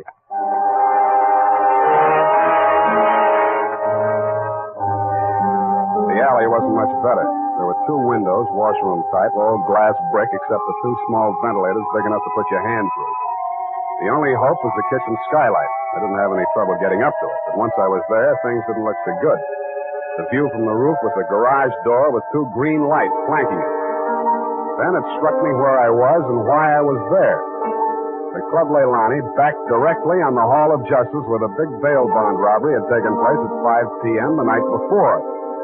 Without further ado, I put my foot through a pane of the skylight, reached in, unlatched it, and dropped. Hurry up. Let me in, Sam. Up at the front of the building, I could hear Vivian clamoring for admittance. I decided to let her clamor for another minute or two. It isn't a thing I often do, but I walked resolutely into the ladies' powder room. It was very well equipped. It had furniture, a telephone, and more clues than I needed. The magazines were there, the razor blades were there, the Scotch tape was there. There was even a scraping of red sealing wax on the steel frame of the window slot. But best of all was what I found in the paper towel dispenser. I lifted it out and moved it next door to the men's washroom. Then I let her in. What kept you so long? You'll spoil everything. I was afraid you'd... Here comes your husband. Oh. Come on, let me in. What happened, Leo? You're early. Any objections? I just got itchy, that's all. How are you, baby? Don't, Leo. I'm so nervous. Strange. What are we going to do, baby? What's Spade going to do for us? Sam. I'll leave you two alone to talk it out. I'll freshen up a little. Haven't had my face on all day. Poor kid. Well, Spade, let's have it. Yeah, she's right, Leo. I can do a lot for you. But you've got to do something for me. Spade, this is level. I never saw those bonds. I know that. Then what are you after? The truth. It's the only thing that can save you, and if you take this rap, I take it too. I'm in clear up to my neck. Okay. Charlie Rosenfoy came around to Vivian and made her this proposition. He was going to pull this bail bond job and plant the goods on me to get even for the rap he thought he'd taken for me. Vivian pretended to play along with him, only she got hold of the package long enough to take the bonds out and put the old magazines in instead. Yeah? The idea was the mob would think Charlie had double-crossed them, taken the goods for himself, and delivered a phony packet to their banker, which was supposed to be me. Sure. Only you had to get smart and set off that burglar alarm. Now I'm getting the squeeze on all sides. The mob, the law, Charlie are all gunning for me at once. Don't worry about the mob and the law, and don't worry too much about Charlie. What are you driving at? That'll be him now. Who tipped him I was here? Get back in the corner. It's dark in here. They'll never see you. I'll take care of it. All right. Hello, Charlie.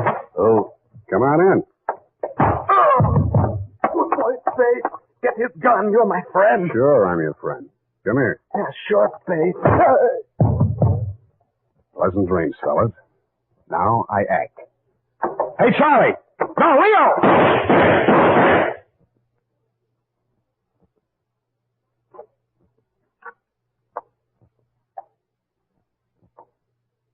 Vivian? Sam? That you?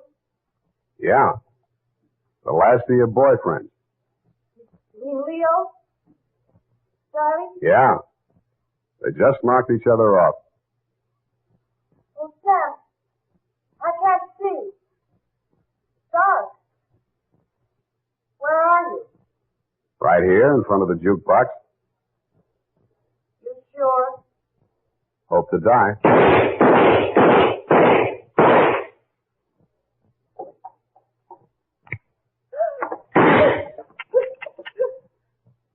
Drop it, Vivian. It's empty. Sam, Vivian, how could you? After Half Moon Day.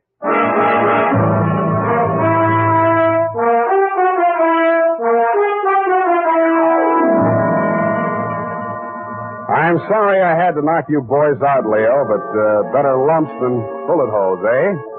After she started wrapping up the caper, it wasn't too hard to figure what she was up to, providing you could keep her smoke out of your eyes. She told Charlie how to operate on you and told you how to operate on Charlie. $1 million for her and 2 dead gangsters lying on the floor of an empty joint where they'd shot it out. The secret of the missing bonds would have to be written off by the police as having died with either one of whichever of you ever had them. Period. End of something. Pardon me, Mr. Spade. I know you're tired, and if you're too fresh, please feel free to allude the whole matter. But Yes, okay, let's do that. thank you. Effie said that you were always glad to qualify any little points that she didn't understand. She said that, did she? Yeah, but she also said that quite accidentally that you sometimes leave things out that should be left in. Bernadine, times are very bad. They're cutting salaries everywhere. But where were they during the whole nefariousness affair, if you'll pardon the expression? The bonds? In the paper towel dispenser, didn't I say so? Oh, that's what you moved to the men's. But how did they get there? In the Walreenies, if you'll pardon the expression. Simple. When the thieves whizzed through the alley after the heist, Vivian had her well-manicured little lunch hook thrust through the window slot to receive them. Oh, that's how the red sailing wax got there. Bernadine, you're spectacular. Now go and type this up. You're making me nervous.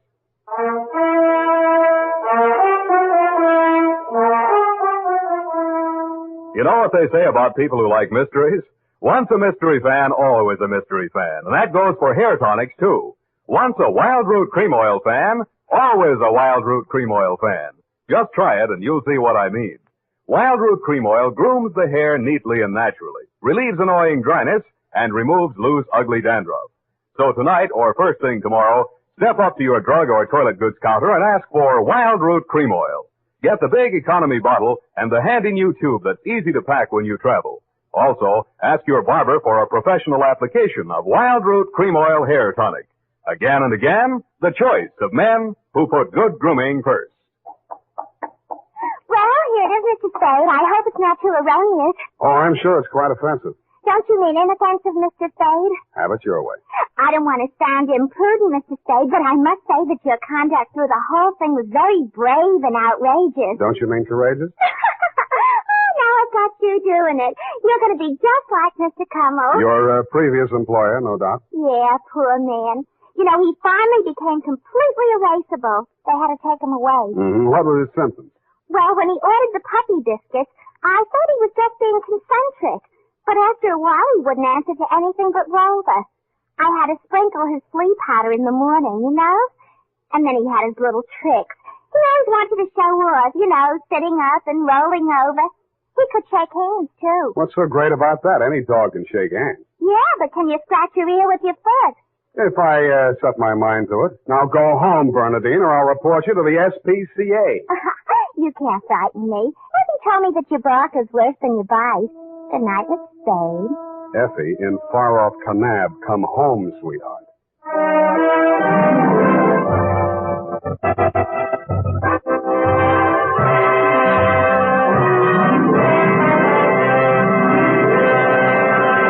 The Adventures of Sam Spade, Dashiell Hammett's famous private detective, are produced and directed by William Spear.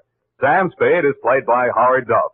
The Adventures of Sam Spade are written for radio by Bob Tolman and Gil Dowd, with musical direction by Lud Gluskin. Gil Dowd directed tonight's broadcast in William Spear's absence. Join us again next Sunday for another adventure with Sam Spade, brought to you by Wild Root Cream Oil. Again and again, the choice of men who put good grooming first.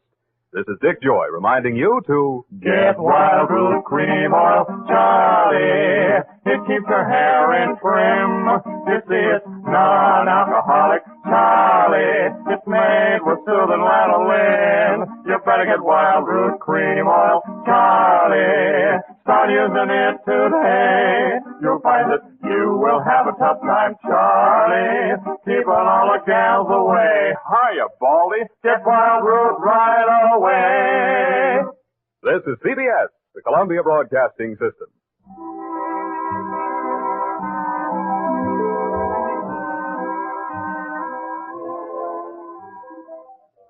The Adventures of Sam Spade, Detective. Brought to you by Wild Root Cream Oil Hair Tonic, the non-alcoholic hair tonic that contains lanolin. Wild Root Cream Oil. Again and again, the choice of men who put good grooming first.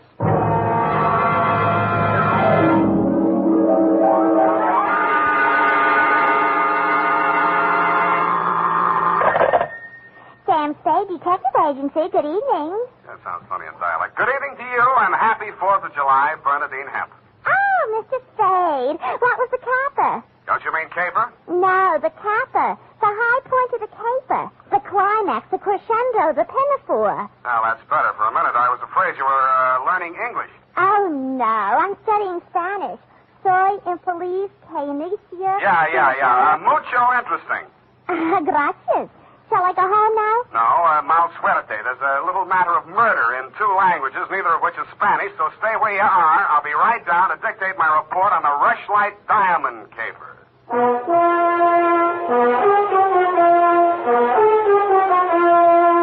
Dashiell Hammett, America's leading detective fiction writer and creator of Sam Spade, the hard-boiled private eye, and William Spear, radio's outstanding producer-director of mystery and crime drama, join their talents to make your hair stand on end with the Adventures of Sam Spade.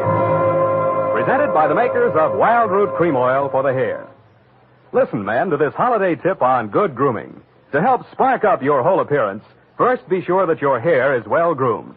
Be sure it's groomed with popular Wild Root Cream Oil Hair Tonic. Wild Root Cream Oil grooms your hair neatly and naturally, the way you like it, the way she likes it. Wild Root Cream Oil also relieves annoying dryness, removes loose, ugly dandruff. So look your best all the time by sprucing up right with Wild Root Cream Oil Hair Tonic. Again and again, the choice of men who put good grooming first. And now, with Howard Duff starring as Spade, Wild Root brings to the air the greatest private detective of them all in the Adventures of Sam Spade.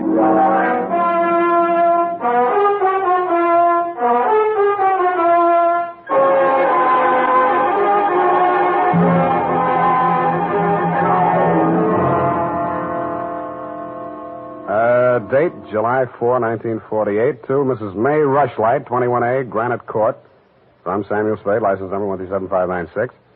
Subject, the Rushlight Diamond.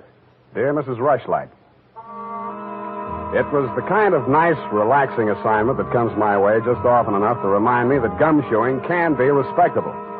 There was an air of quiet elegance about 21A Granite Court and about the butler who answered the door. He took in my rented gray topper and doeskin gloves, nodded approvingly at my wing collar, watered silk ascot, pearl gray waistcoat, morning coat, pinstripe trousers, and my spats with the mother of pearl buttons, and asked me if I were a florist. I set him to rights, and he led me up a flight of stairs to the early A.M. annex of your morning room. Mr. Samuel Spade. You're just on time, Mr. Spade. Mrs. Rushlight will be pleased. I'm Nancy Ward, Mrs. Rushlight's social secretary, and if you don't think that's tough to say, try it. Mrs. Rushlight's social... what's tough about that? You'll do. Definitely you'll do. Shall we dance? I will dance at her wedding. But don't get me wrong, I'm not secretly in love with Ralph Rushlight, and the bride is lovely. Just hate to see all that money going down the drain. Is there anything else you think I should know? You know what your job is. You're supposed to guard the wedding presents. That's simple because it's nothing but a lot of cheap silver. And stay away from the champagne. It's non-vintage. The food will be foul. The guests are the most dismal aggregation ever assembled. Sounds like a lovely party. I arranged the whole thing. I told you she's a lovely bride. What'd she ever do to you? I'd rather not say. I don't want to sound bitter. This way, Mr. Spade. The old hat. Mrs. Rushlight will see you now. Thank you, Florence Nightingale. Nancy? Oh. This is it, darling. Mr. Spade, come over here, young man, so I can get a better look at you. How's this? It's good. Turn around. Yes, you'll do. That'll be all, Nancy. Couldn't I be finishing up these place cards while you talk? Take them with you. Do them outside. Very well. Nosy girl. But nice. Nice nose. Oh, you too, eh? Well, I agree. That's why I'm marrying off my nephew to that wretched girl, Lotta Van Eyck. Have you ever seen Bugs Bunny, Mr. Spade? You don't mean the... They protrude. The ears? No, the teeth. Oh. As my late husband used to say of her mother, she could eat a tomato through a tennis racket. Oh. There's only one thing that'll prevent this wedding from being an utter disaster. She doesn't understand much English. Uh-huh. What's the matter with your nephew? A great deal, but it doesn't show. Suffice it to say, he has criminal tendencies and the mentality of a snail.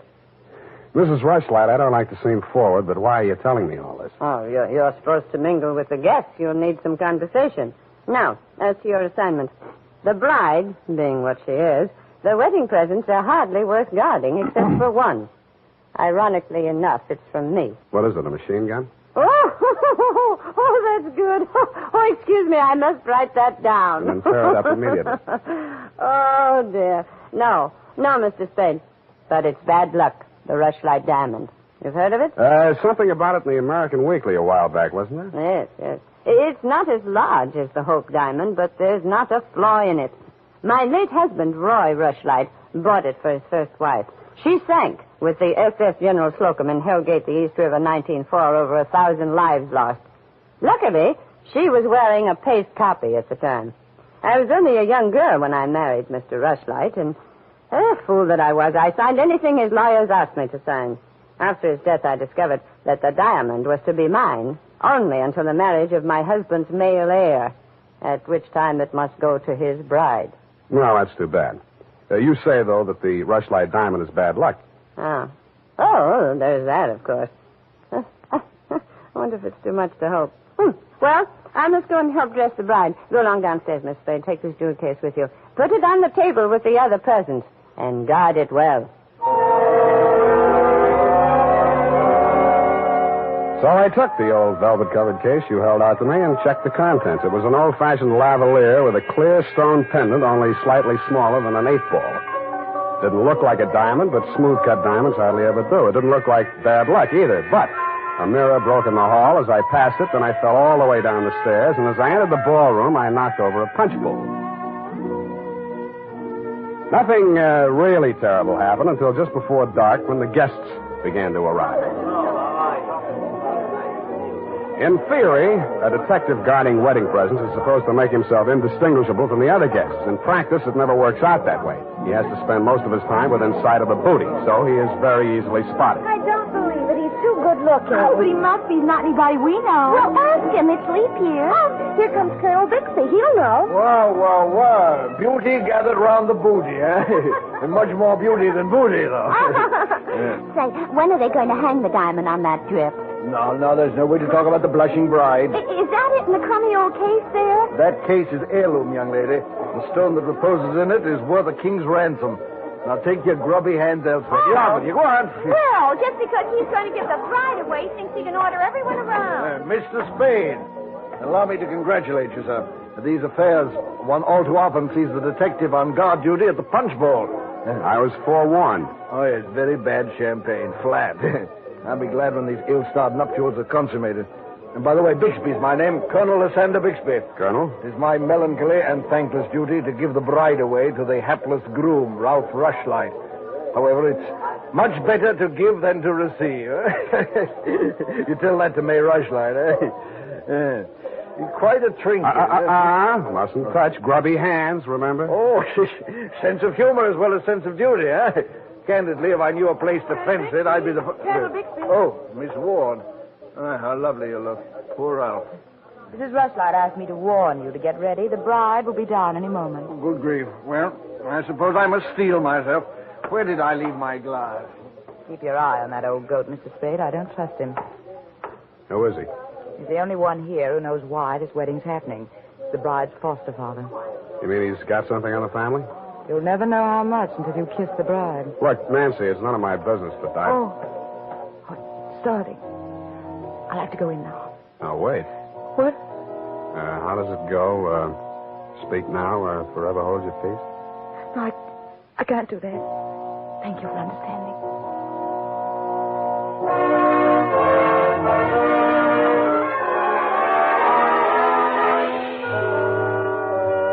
I didn't witness the ceremony, but judging from the mood of those who had, it was just as well I didn't.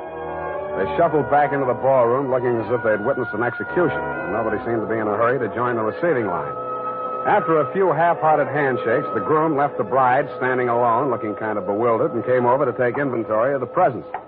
Look at that junk. I'm Ralph Rushlight. Who are you? Spade. I was hired to guard this junk, as you call it. Sorry I'm wasting my time. A Rushlight dime. It's bad luck. Look at what it did to me. Look at her. Did you ever say anything? Give it to yourself. Why should I? Because I'm liable to slap you clear across this room. Haven't I been punished enough? Go on, scram. Keep your hooks off that necklace. That's mine. I heard it's your wife's. Come along, you heard Come wrong. along over here. Oh, Mr. Spade, you haven't met the bride yet, have you? No. Thank you. I wish you a lot of luck, Mrs. Rushlight. You're going to need it. Thank you. Well, I suppose now, as well as any time, Colonel. Oh, very well, my dear. Quiet, please. Quiet, everyone. Mrs. Rushlight, the elder Mrs. Rushlight, that is, has something to say to you. Mr. Spade. Yes? The necklace, will you please hand it to me? With pleasure. I'm tired of looking at it. Oh, you're not done yet. Stay close by my side. Dear friends, at this solemn moment, I want, first of all, to welcome this dear little girl into the Rushlight family. Thank you. Yes. And now, dear Lotta, I will place around your neck the gem which was my heritage when I became a Rushlight and which is now yours. Thank you. Well, what's wrong? Lotta, come back here. Lotta! I'll go out to the carport and hit her off. You leave her alone. I'll take care of her. Whose wife is she, anyhow? Lotta, come back here. Lotta, bring it back.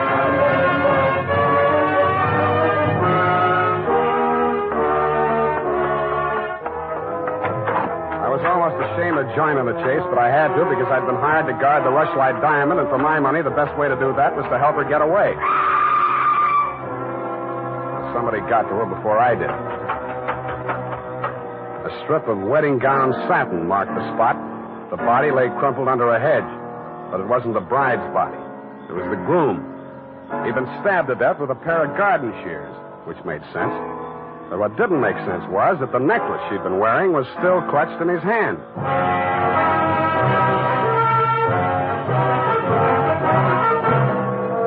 The makers of Wild Root Cream Oil are presenting the weekly Sunday adventure of Dashiell Hammett's famous private detective, Sam Spade.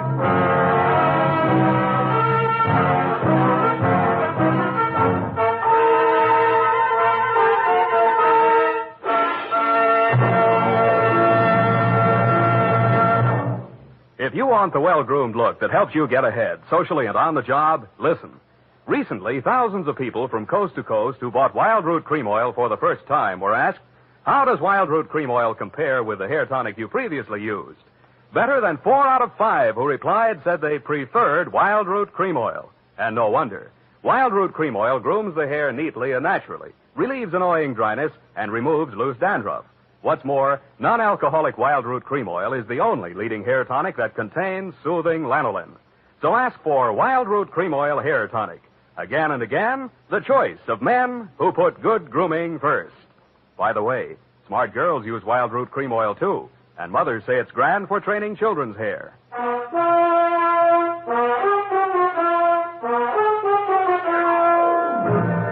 And now, back to the Rushlight Diamond Caper. Tonight's adventure with Sam Spade.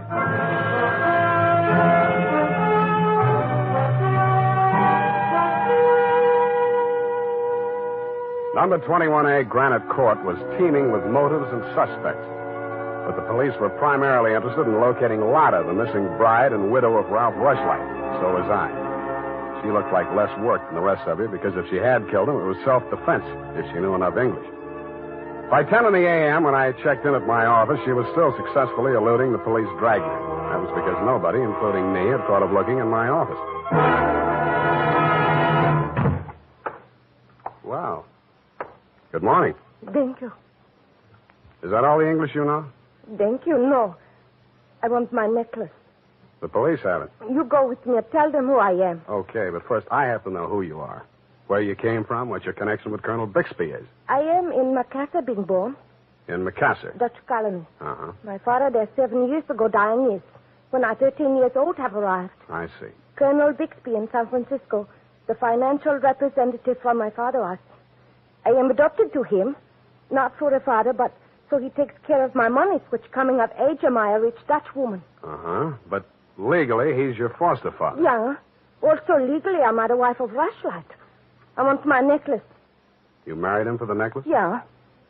Why did he marry you? For one half of necklace when we sell. But all everything to take he wishes. You and Ralph are going to divvy the take from the Rushlight diamond, you thought. Yeah. And what was the colonel going to get? Money from Mrs. Rushlight. Oh, no, wait, that doesn't make sense. Mrs. Rushlight stood to lose a small fortune by that marriage. Why should she pay the colonel to promote it?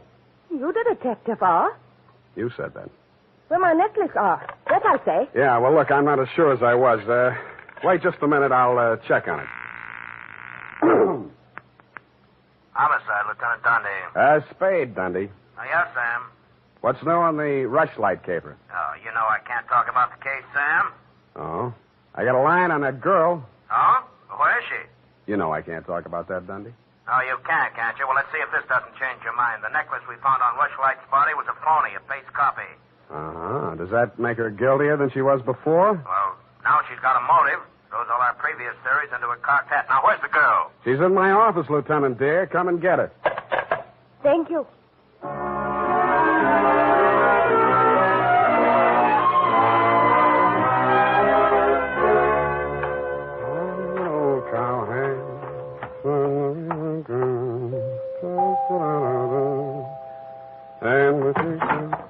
Oh, it's you, Sam. Back again? Yeah, do you mind? Well, that depends on who you came to see. You, sweetheart. Oh. But first, I'd like to talk to Mrs. Rushlight. But she can't see anyone. She's in a state of nervous collapse over Ralph's death. Oh, that's too bad. You seem to be holding up pretty well. Oh, I'm relieved. He's better off dead than married to that. Yeah. Rushlight Diamond's still unlucky, you know. What do you mean by that? I was just trying it on for size. Uh-huh. How does it fit? Yeah, but you and Mrs. Rushlight are about the same size. Her nerves getting any better? You're the doctor. If you want to see her, go ahead. She's up there. Thank you.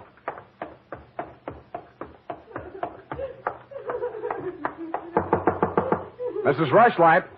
Go away, I live. I'm sorry to break in on you like this, but I haven't got much time. How dare you? Nancy! Try that girl. Mr. Spade, please leave me alone with my grief. Funny thing. Yesterday, Nancy was carrying a torch for Ralph, and you were holding the torch to him. Today, it's different. Oh, good heavens. You don't think I'm grief-stricken over Ralph. Good. That's one less mystery. Mr. Spade, what do you want? Your nephew's killer. Oh, does it matter? It does to me. Somebody getting knocked off right under my nose is bad for private detectives everywhere. Oh. For a moment, I thought that Say, wouldn't you rather make some more money? I refuse to marry Lotta. Oh, no, nothing like that. It's the necklace, Mr. Spade, the genuine. What is? I don't know. All I know is the other one isn't. Who told you that? Why, the police know. It's in the papers, isn't it? Not yet. Well, how else would I learn? The murderer's the only one who could have told you, unless you're the murderer. I see.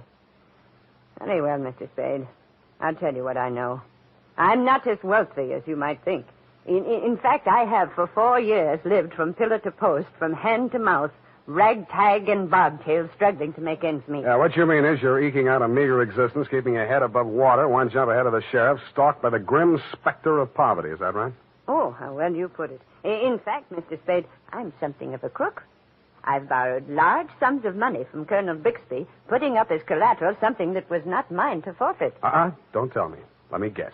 It was the Rushlight diamond? Well, you seem to know everything. All but one thing. Why did you think you could palm off a paste copy on an operator like Bixby?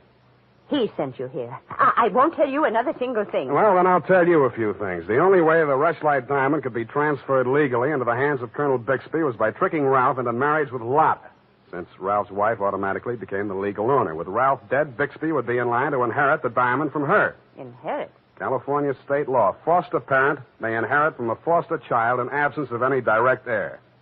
Well, then he planned. He'd kill her, too. Mr. Spade, we must stop him. She's safe for the time being. I had her thrown into the pokey. They can hold her 48 hours for questioning, but they can hold you longer. They can even hold you as an accessory before the fact. Why, I didn't know he was going to kill anyone. Lotta was just going to hand over $1 million diamond to Bixby out of the kindness of her heart? Oh, no. Lotta wanted to become an American citizen. Marriage is the quickest way. For her, Ralph was the only way. Okay, I'll buy that. Now, tell me honestly, Mrs. Rushlight, what happened to the genuine stone? I honestly didn't know. I wasn't sure. But now there can be only one answer. Nancy with the laughing face? She went with me when I went to the bank vault to get the Rushlight diamond to present to Lotta after the ceremony. Uh-huh. She looked after all my jewels, including the paste copy that I habitually wore.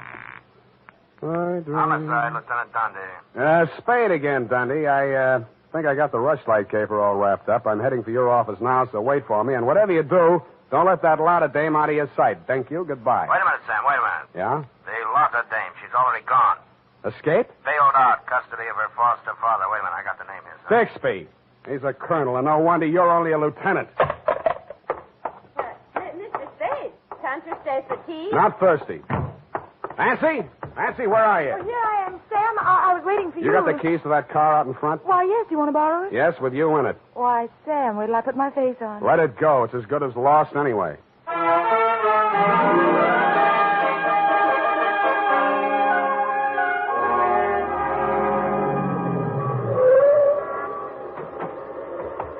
Come on. What is this place?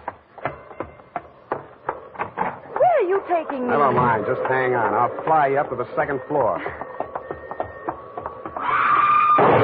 Sam, that was a shot that sounded like Lotta. You stay here. Don't come in until I call you. Spade, what are you doing? Get back in there. Drop it. No. Drop it or I'll crack your elbow. That's better. Now sit down. I want to look this over. Looks real cute. Powder burns, gun beside the chair, and what's this? Well, a note in Dutch. It's a suicide note. She killed herself. I can almost believe that. You've handled this very well, considering the bad breaks you've had. Only one thing wrong. Do I scent a bargain? I don't have to bargain. I've got the diamond. All you've got is 2 murders rapping on your thick noggin. Don't be absurd. I know who has the real necklace. Then you better talk to her directly. You can come in now. Sam, was that... Oh, that poor, homely little dame. What did she ever do? Stop. You're breaking my heart. She committed suicide. You know better than that. She committed suicide. If the colonel's price is right. Oh, I see. I'll put it to you directly. It's not easy to fence. It'll have to be cut. That'll decrease the value considerably. Say, $10,000, no questions asked. Pardon me, that suicide shot. It's ringing in my ears. I can't hear you. 20,000. 50.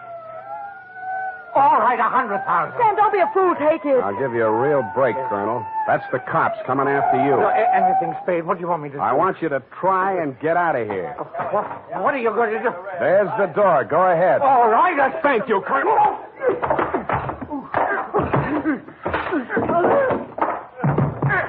All right, men, remember, he's desperate. Spade, we're giving you a chance. Come down or we're coming up after you. Come on. Come on, get up, Colonel. Here he comes. Kevin, it may be a trick. Watch it, Dundee. Here he comes.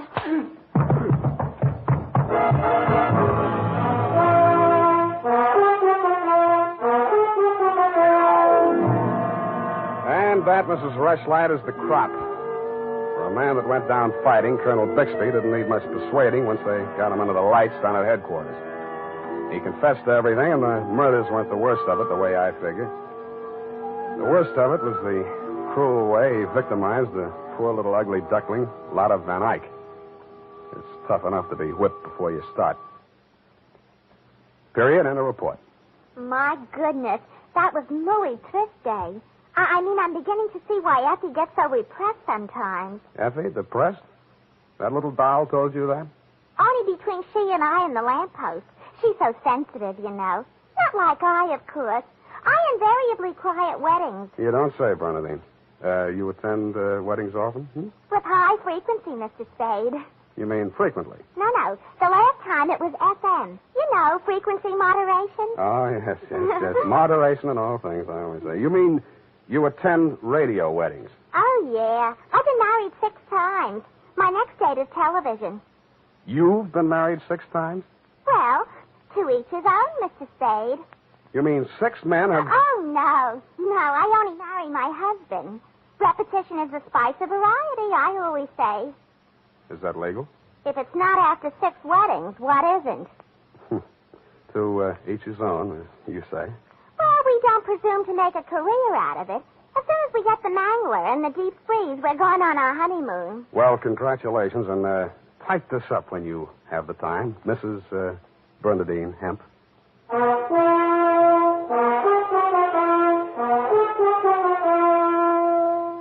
Every day, more and more men are turning to Wild Root Cream Oil for truly handsome hair. And that's not surprising, for what other leading hair tonic gives you these big advantages? It grooms the hair neatly and naturally, relieves dryness, removes loose dandruff. What's more, Wild Root Cream Oil is non-alcoholic and contains soothing lanolin. No wonder Wild Root Cream Oil is the favorite with so many millions of smart, particular men. Get Wild Root Cream Oil. Again and again, the choice of men who put good grooming first.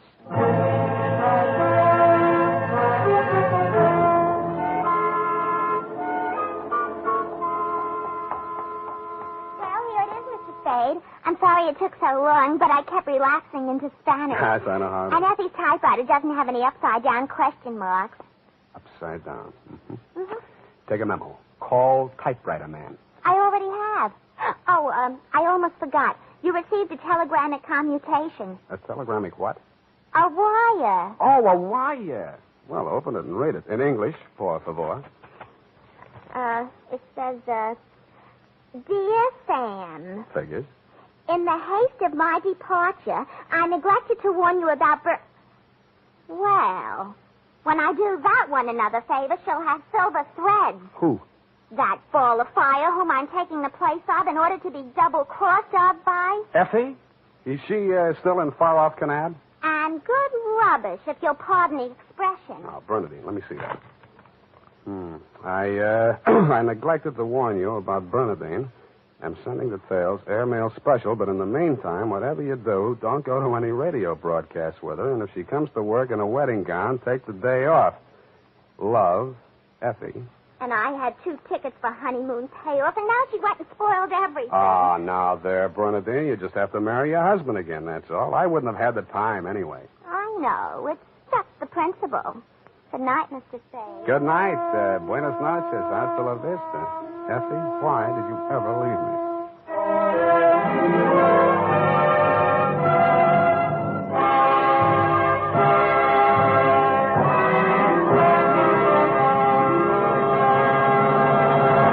The Adventures of Sam Spade, Dashiell Hammett's famous private detective, are produced and directed by William Spear.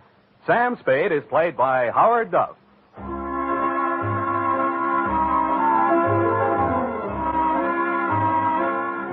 The Adventures of Sam Spade are written for radio by Bob Tallman and Gil Dowd, with musical direction by Lud Gluskin.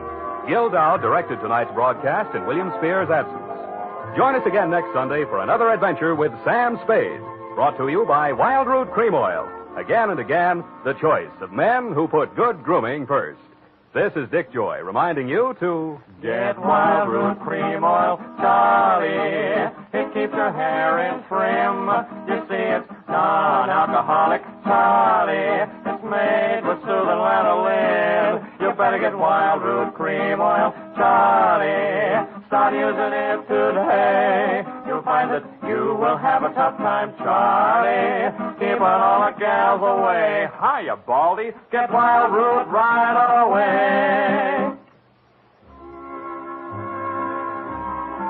This is CBS, the Columbia Broadcasting System.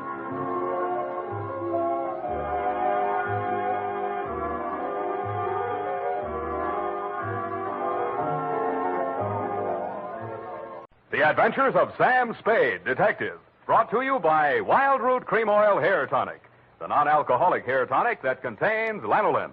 Wild Root Cream Oil, again and again, the choice of men who put good grooming first.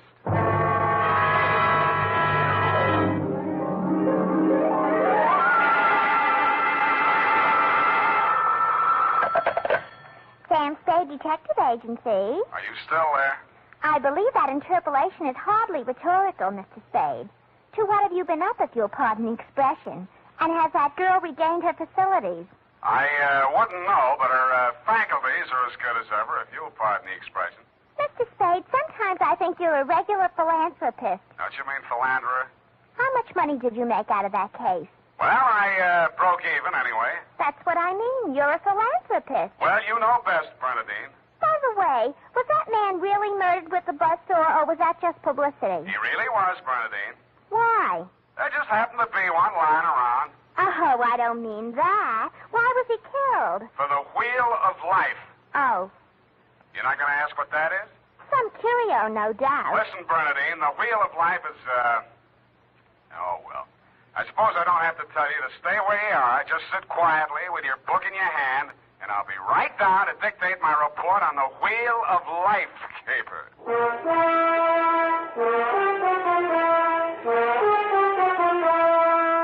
Dashiell Hammett, America's leading detective fiction writer and creator of Sam Spade, the hard-boiled private eye, and William Spear, radio's outstanding producer-director of mystery and crime drama, join their talents to make your hair stand on end with the adventures of Sam Spade. Presented by the makers of Wild Root Cream Oil for the hair. Come on, mister. Give the gals a break. Treat them to a look-see at a really handsome head of hair. Neat, well-groomed hair, the way yours is going to look when you spruce up with Wild Root Cream Oil Hair Tonic. Famous Wild Root Cream Oil grooms your hair neatly and naturally, relieves annoying dryness, removes loose, ugly dandruff. So, how about it, men? Why hold off any longer when now's the time to get Wild Root Cream Oil Hair Tonic? Again and again, the choice of men who put good grooming first. And now, with Howard Duff starring as Spade, Wild Root brings to the air the greatest private detective of them all in the adventures of Sam Spade.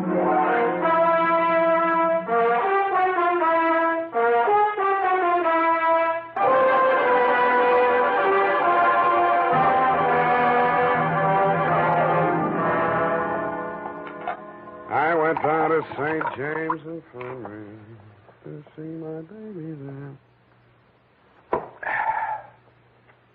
Ready, Bernadine, little flower? I'm way ahead of you. Keep it clean. No more than 3 erasures per page. Okie dokie? Doke. I mean date. Oh, I'd love to. July 11, 1948. To Detective Lieutenant Dundee, Homicide Detail, San Francisco Police. Subject, the Wheel of Life caper.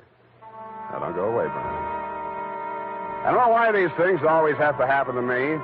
Under private detectives in the San Francisco Classified Directory, they're listed somewhere in the neighborhood of 60 agencies, several with large display ads. But somehow she managed to find me.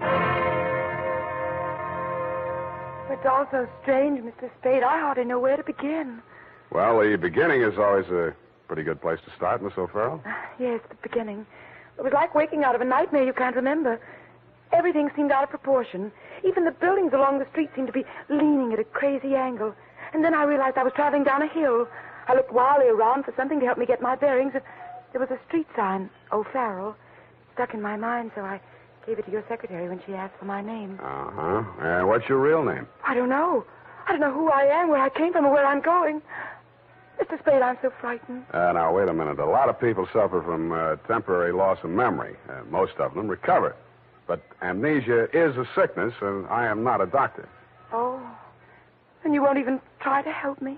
Well, I can give you the name of a good head doctor right here in the building. There's also missing persons. Oh, but I'm not a missing person. I'm right here. Yeah, I mean, where you aren't, somebody might be missing you, n'est-ce pas? But the police... Oh, I'd rather not. I might be wanted for some crime. How do I know? You sure you want to find out? Oh, yes, I do. It's terrible not knowing. But I want to find out for myself. Can't you understand that? What do you think I can do for you? You might save my life. From what? I'll try to tell you exactly how it happened. First, I looked at my watch. It was 3 minutes past 10. The cable car stopped at the corner and a man got on. I couldn't remember ever having seen him before, but then I couldn't remember anything. He sat down beside me and he caught hold of my arm. I tried to pull away. Well, you can see the marks where he... Yeah. Well, who was he? He acted as if I was... I think I know what you mean. Did you find out who he was? No, I was too frightened to speak.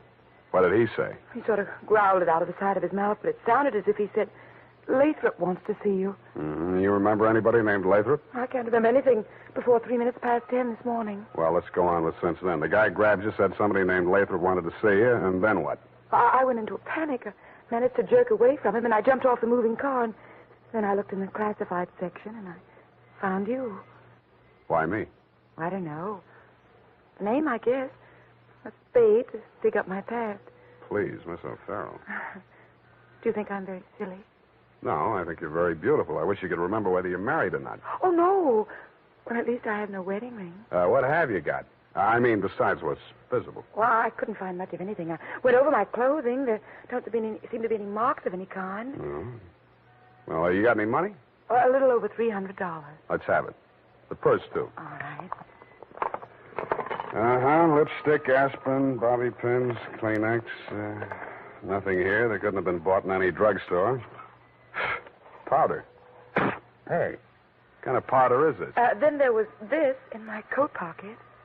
Match folder. Sailor's Rest Bar, Hotel Calcutta, 1100 Embarcadero. Little number written inside. 120. What's that, a room number? I don't know. My purse, you have to destroy it. Here's $10 of your own money. Buy a new one. Wow. Did you find something?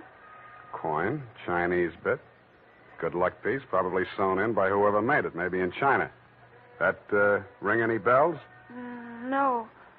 No, I'm afraid not. Shoe. What? Your right shoe. Let's see it. Take it off. You aren't going to tear it up the way you did the purse, are you? Dust. Plaster dust. Is that a clue? I don't know, is it? I'm not a detective. Well, you are in this case, baby. If it doesn't mean anything to you, it doesn't mean anything. Well, it doesn't. That's everything. What am I going to do? Well, let me see. First, we better give you a name. O'Farrell's all right. You look like, Lana would do, but, well, that's in use. How about Poppy for forgetfulness? Poppy O'Farrell. That's a funny name. Oh, you think so? I think I like it. You do? I think I like you, too.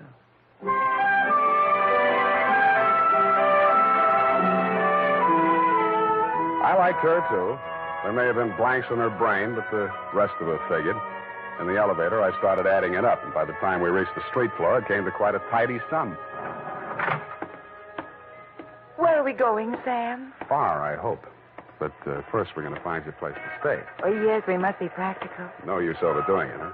Oh, no, Sam, I didn't mean... Wait. What's the matter? You remember something? That man, the one who followed me this morning, he's standing right out there waiting. The one in the straw hat leaning against the newsstand? Yes. Where are you going, Sam? You stay here. I just remembered something I hoped I could forget. Hello, Shuggy. What brings you back to town? Do I know you? That doesn't matter. I know you. The name you were using when you blew this town was Shuggy Bellows. You wouldn't take the risk of showing your face here again unless the caper was worth it. You got a big nose. Keep it clean. You've been tailing that girl all day. Why? Dame? What dame? Who's Lathrop? I don't remember. Okay, I'll give you a chance to think it over. Hey, officer! You dirty shamus yelling. No, you don't. Here, what's going on here? Break it up. Oh, Mr. Spade. Is this fella giving you trouble now? Yeah, what kind of a beat are you pounding here, Clancy, letting a cheap drifter like this walk around with an armpit full of gun? Or are they handing out permits to characters like these these days? No, how about that, son? Have you a permit now? And a gope copper.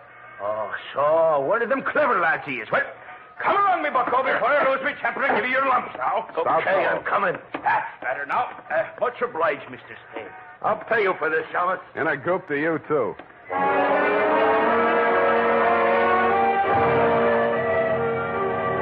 I was sure he would, but I was also sure that I wouldn't have to worry about him for the rest of the night. I checked Poppy O'Farrell in at the Belvedere, locked her in her room, and told Tiny Stover, the house dick, to keep an eye on her. When I left him, he was, and he seemed to be enjoying his work. Then I headed for the Embarcadero.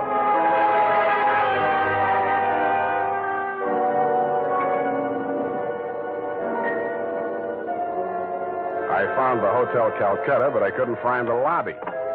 There wasn't any. It had been squeezed out by the Sailor's Rest Bar. So I tried the bosun-type bartender. Howdy, mate. You got business aboard? Yeah, where do I find the purser? Hey, went ashore. All the officers went ashore except the janitor. He's passed out in his bunk. Oh? How about the passengers? You're in the thick of them right now. They spend most of their time and their money right here. Which one belongs to 120? You a dick? Yeah, but I got $10. Well, what I can tell you ain't worth it, but thanks anyway. He stayed in his cabin. I only saw him at once. That's when he went ashore. I says to the deck steward, that's room clerk to you. It was a general. He says, name of Korolenko. I noticed him because he was a real creep, see? 6'4", of solid brass. His head stuck up in the air, and he didn't move nothing from his stern to his shoulders. A real Frankenstein. Do I keep it then? Yeah. Do I get a look at his room? Yeah, sure. Go ahead. Who's stopping you?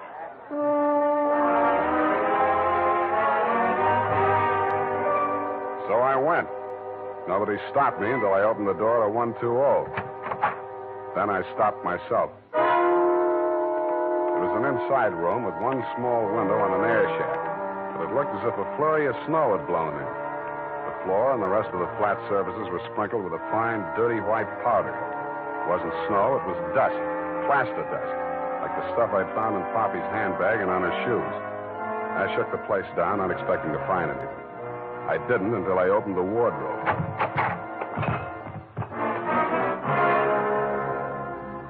It was the body of a well-dressed ship surgeon, but his uniform was rumpled, torn, and bloodstained. From the look of him, his throat had been cut. I wondered if Poppy would be able to jog her memory that far back. When I found the murder weapon, I hoped she couldn't. I really did. It was not a knife. It was not even a razor. It was an electric buzzsaw. That tore it.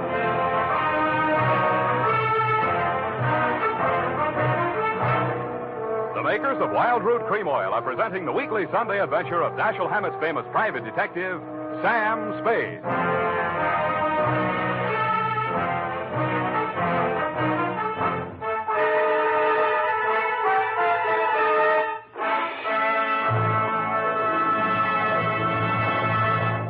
If you want the well-groomed look that helps you get ahead socially and on the job, listen.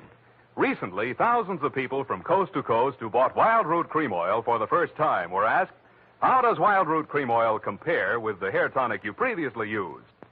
Better than 4 out of 5 who replied said they preferred Wild Root Cream Oil. And no wonder. Wild Root Cream Oil grooms the hair neatly and naturally, relieves annoying dryness, and removes loose dandruff. What's more, non-alcoholic Wild Root Cream Oil is the only leading hair tonic that contains soothing lanolin.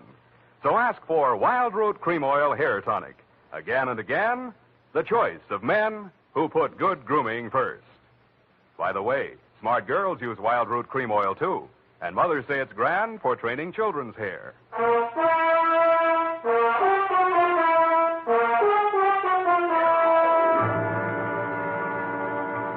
And now, back to the Wheel of Life caper. Tonight's adventure with Sam Spade.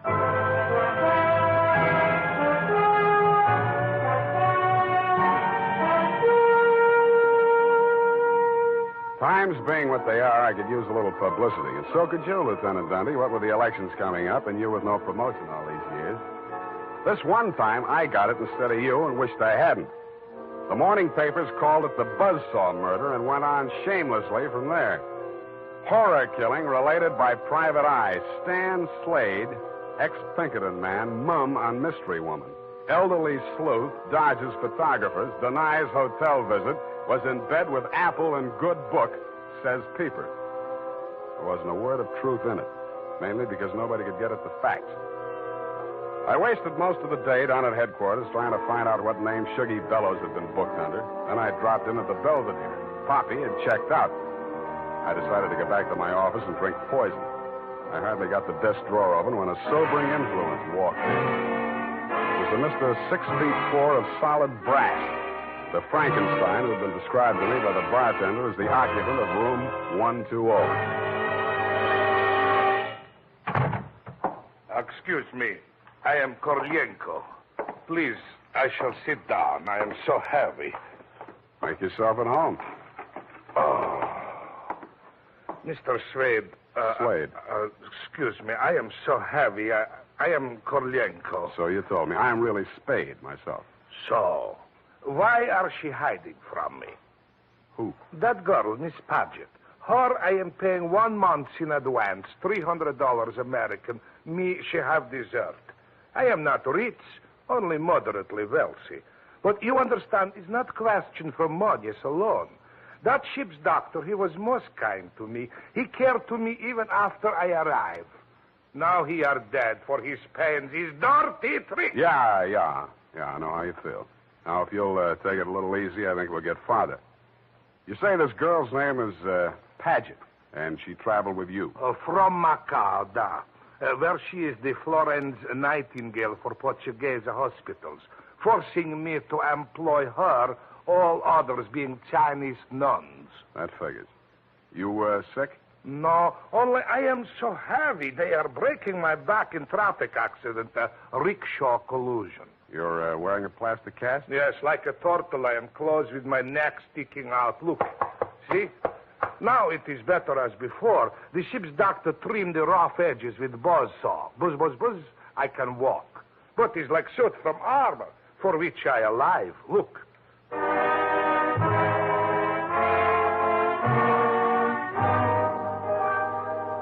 I looked again where he opened his shirt front, exposing the gray-white shell of plaster that surrounded his trunk from collarbone to hips. In a 6-inch circle over the left side of his chest, I counted 4 bullet gouges. I dug one of the slugs out and examined it. It was .32 caliber. The plastic cast, which was molded to the shape of his body, was no more than 1 inch thick. I didn't see how it had stopped the slugs, but it had. About then, the parts of Korolenko that were not held rigid in the cast began to tremble violently. Why are they doing this? Why? To a virtually helpless man. Why, Mr. Spade? Why? Where did you have that cast put on? Don't I said Macau? The Portuguese hospital there? The same. They are hanging me up with the neck and plastering me. Comes great pain, they put me to sleep from anesthetic. I are waking up in ambulance arriving at shipboard. Why you wish I should tell you my operation? More important things we should be discussing. I think so, too. I think Miss Paget and her friends had something they wanted to smuggle out of Macau and into San Francisco, and you're it. Oh, excuse me. I am not comprehensible. Look, I mean, while you were out with the anesthetic, they planted the goods, whatever they are, in or under your cast. Oh, that is why I am so heavy. The wheel. The what? The wheel. Look, I'll show you. He hauled a manila envelope out of his overcoat pocket and waved it in my face. I took it over to my desk and fished out the contents. It was a set of X-ray films. 3 of his spine, showing the fractures, 4 of the skull, 3 I couldn't figure out, and 1 of his rib cage, only something new had been added.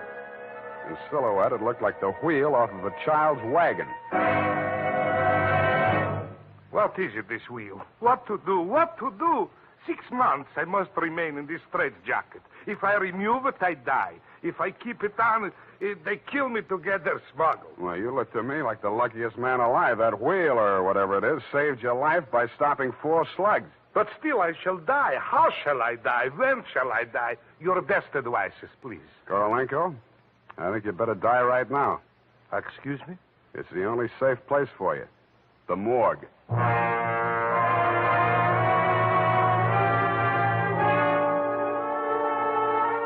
I called my friend Maxie the morgue man, gave him pitch number 137596. He agreed to play along. An hour later, I stood on the curb, head bowed, hat in hand, as the morgue wagon drove away into the gathering mist.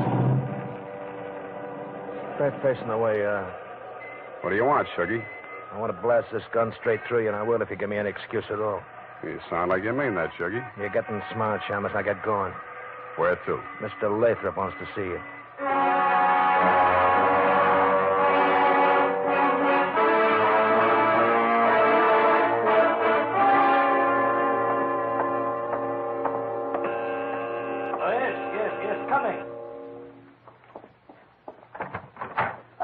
Shuggy, dear boy, you've not failed me this time. This will be the fabled Mr. Spade, eh? Come in. Sit down, Mr. Spade.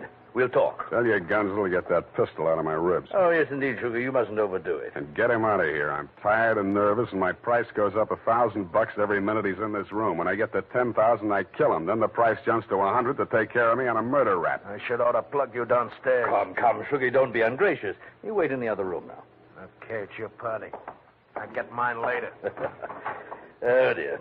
His bite's much worse than his bark, Mr. Spade. Don't start boring me so early in the evening. I came here to talk about the wheel. Oh, so you know about the wheel. I do better than that. I've got it.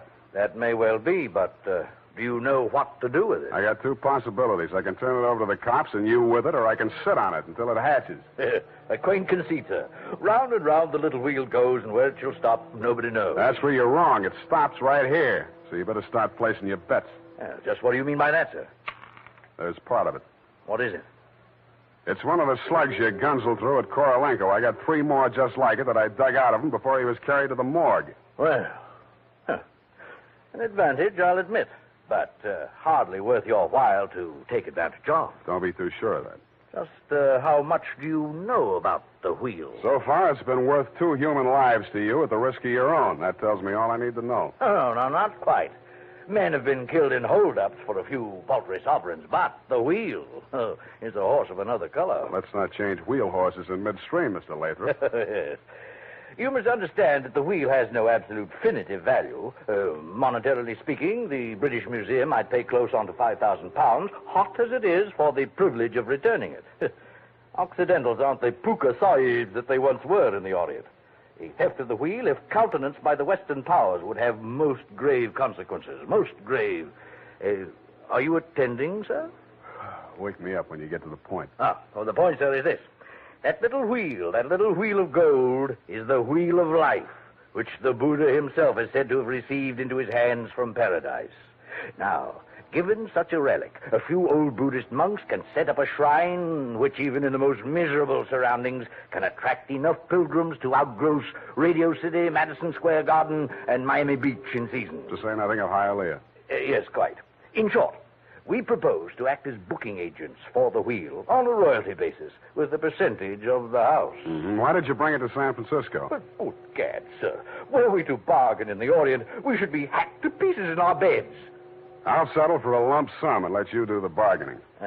And your price, sir? We can talk money later. First, I got to give the cops somebody for the doctor's murder and for Korolenko. Well, that ought not to be too difficult. When may I expect delivery? I'll check on it. I went out to St. James Infirmary. City morgue. Maxie, Sam Spade. Yeah, Sammy. Deal's okay. Send it up. The address is... Sam, wait. Yeah? Sam, he ain't here no more. What happened? Somebody claimed him. A girl. Said she's his daughter. What did he do? Went on playing dead like you told him to. Maxie, where did she send him? Avalon Mortuary, corner of Lynch and Haight. Okay, by the way... Yeah, Sammy? Maxie, put some clean sheets in that morgue wagon, size 16. I may be your next passenger.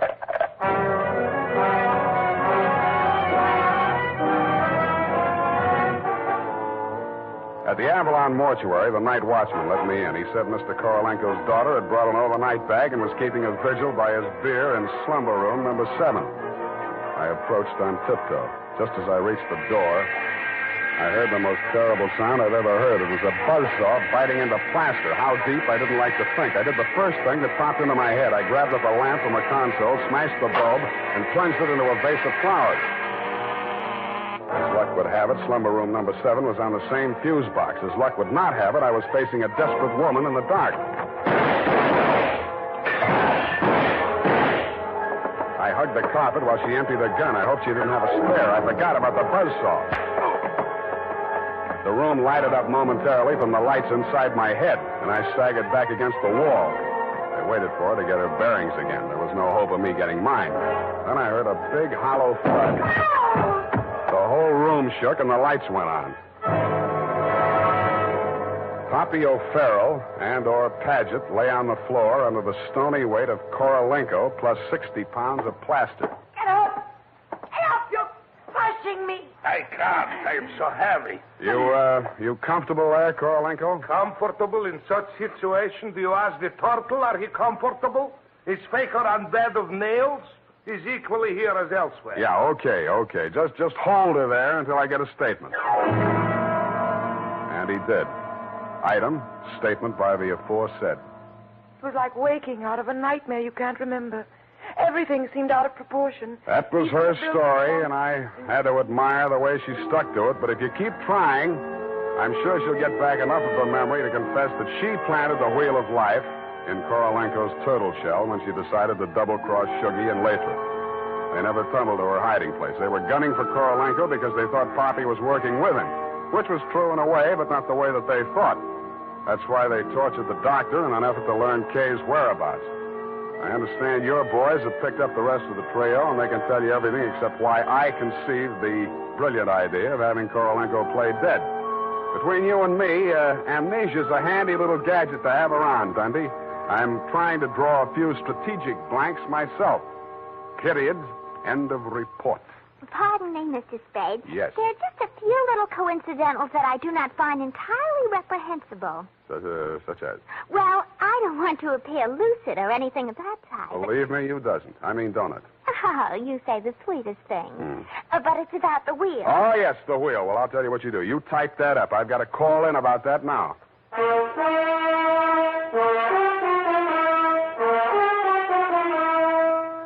Tonight, when you're making out your must-do list for tomorrow, why not include a reminder to get Wild Root Cream Oil for the hair? Honestly, man, you'll be delighted with the neat, natural way Wild Root Cream Oil grooms your hair. The way it relieves that annoying dryness and removes loose, ugly dandruff. Just try it and see if I'm not giving you a good steer. Make a note right now to call at your drug or toilet goods counter for Wild Root Cream Oil. Get the big economy bottle and the handy new tube that's easy to pack when you travel. Also, ask your barber for a professional application of Wild Root Cream Oil Hair Tonic. Again and again, the choice of men who put good grooming first. Did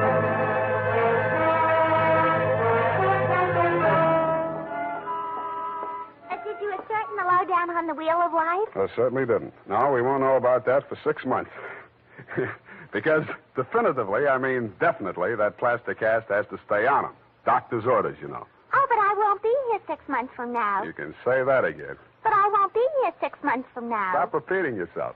But you just said you can say that again. Yeah, Just as distinctly as if I was sitting here. That's what I like about you, Bernadine. A woman of distinction, that's what you are. Well, if you want to take me dancing, why don't you just say so? Bernadine. It's leap year, and I always say discrimination is the better part of value. You are absolutely corrupt. Well, I'm glad I'm right about something. Good night, Mr. Spade. Good night, and I'll say if it kills me, sweetheart.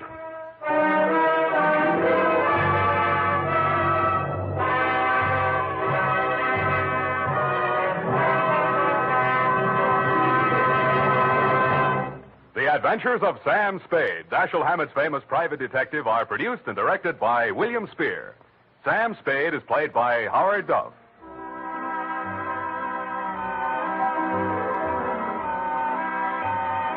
The Adventures of Sam Spade are written for radio by Bob Tallman and Gil Dowd, with musical direction by Lud Gluskin. Gil Dowd directed tonight's broadcast in William Spear's absence. Join us again next Sunday for another adventure with Sam Spade, brought to you by Wild Root Cream Oil. Again and again, the choice of men who put good grooming first. The Adventures of Sam Spade, Detective. Brought to you by Wild Root Cream Oil Hair Tonic, the non-alcoholic hair tonic that contains lanolin. Wild Root Cream Oil.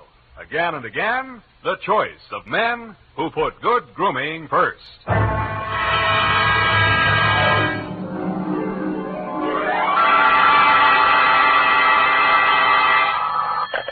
Sam Spade Detective Agency.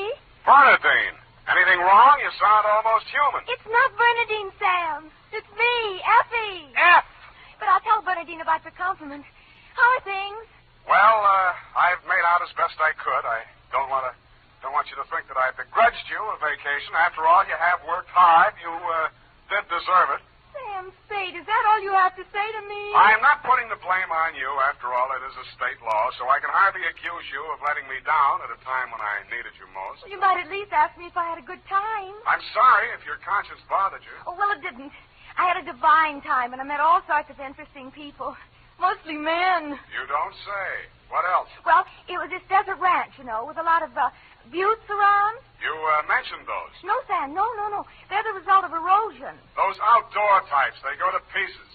Sam, are you pulling my leg? Not over the phone, Effie, but stay where you are. I'll be right down to look at your snapshots. And when you have the time, I'll dictate my report on the missing Newshawk caper.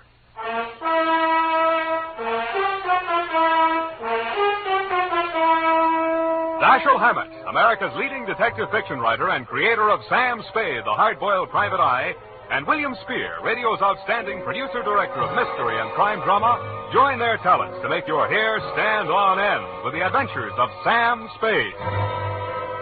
Presented by the makers of Wild Root Cream Oil for the hair. Wild Root Cream Oil. That's the famous name to remember, men, next time you buy hair tonic. And look what Wild Root Cream Oil does for you. It grooms your hair neatly and naturally. Wild Root Cream Oil also relieves dryness and removes loose, ugly dandruff. Yes, men, Wild Root Cream Oil is your shortcut to really handsome hair. So be smart. First chance you get Wild Root Cream Oil Hair Tonic. Again and again, the choice of men who put good grooming first. And now, with Howard Duff starring as Spade, Wild Root brings to the air the greatest private detective of them all, in the adventures of Sam Spade.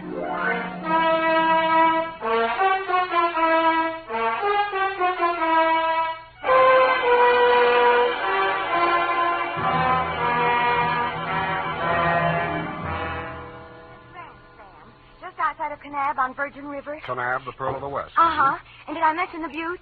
Oh, well, they're very interesting. The result of erosion. Yes. And it's authentic, too. Fay Hamlin's ranch. You, mean a working ranch? Yes, you see, that way you get into the spirit. Mm-hmm. My job was to feed the chickens. And that's how I met him. One of the buttes? Oh, Sam, he's a very cultured gentleman. Culture smulcher. What's he do for a living? He cures stammering. You don't say. What's his name? Charlie Shank. Charlie Shank? He's the founder of the Shank Institute of Articulative Correction, which I should learn. Articulative Correction. Where is this institute? Oh, I have the address here. General Delivery, Butte, Montana. Mm-hmm. You're sure you didn't help him break parole, Effie? Oh, no. We just went on long walks together. Where to? Oh, different points of interest. Like Wolf Canyon. Figures. Uh-huh. He invited me on this camping trip. Honorable, of course. Mm. But I couldn't go on account of my sunburn. Oh, it was awful. Oh, I've still got it, you see. And then he went back to Butte. He had to leave in such a hurry he couldn't even say goodbye. Wow. It was a pity, too, because an old friend he hadn't seen in years came looking for him just a few minutes later. With a warrant? No, he was an attendant in a nearby hospital. Mental? Oh, yes, very intelligent. He read me some of his poetry. Maybe you've heard it. A loaf of bread, a jug of wine, and thou. Wait a minute. Isn't that the Rubaiyat of Omer Khayyam? That was written by a guy named Fitzgerald. Of course, that's his pen name. Quite a penman. Yes, but he's paid his debt to society. And the other time it was a bad beef. Oh, He told me all about yes. it. He cried on my shoulder afterwards. Sweetheart, when you make a mistake, it's a beaut. Sam, nothing happened. Well, I'm glad he cured you of stammering anyhow. Ready? Oh, yeah. I got a brand Work, new you notebook. know. Life goes on. I got a brand new notebook, Sam. I'll just turn over a new leaf. Not a bad idea, dear. Date July 18 to Mr. Alex M. Youngblood. try that again. Mr. Alex M. Youngblood, P.O., Box 317, San Francisco, from Samuel Spade, license number 137-596. Dear Mr. Youngblood, I need a vacation myself. You need Charlie Shanks. Sounds hard, Sam. Fortunately, until I met you, my only experience with any of the men and women who make your newspaper run had been with one of your corner newsboys who shortchanged me 2 times within as many days. I have not read your rag since. But your name looked imposing, and so did the $300 check upon which you had written it.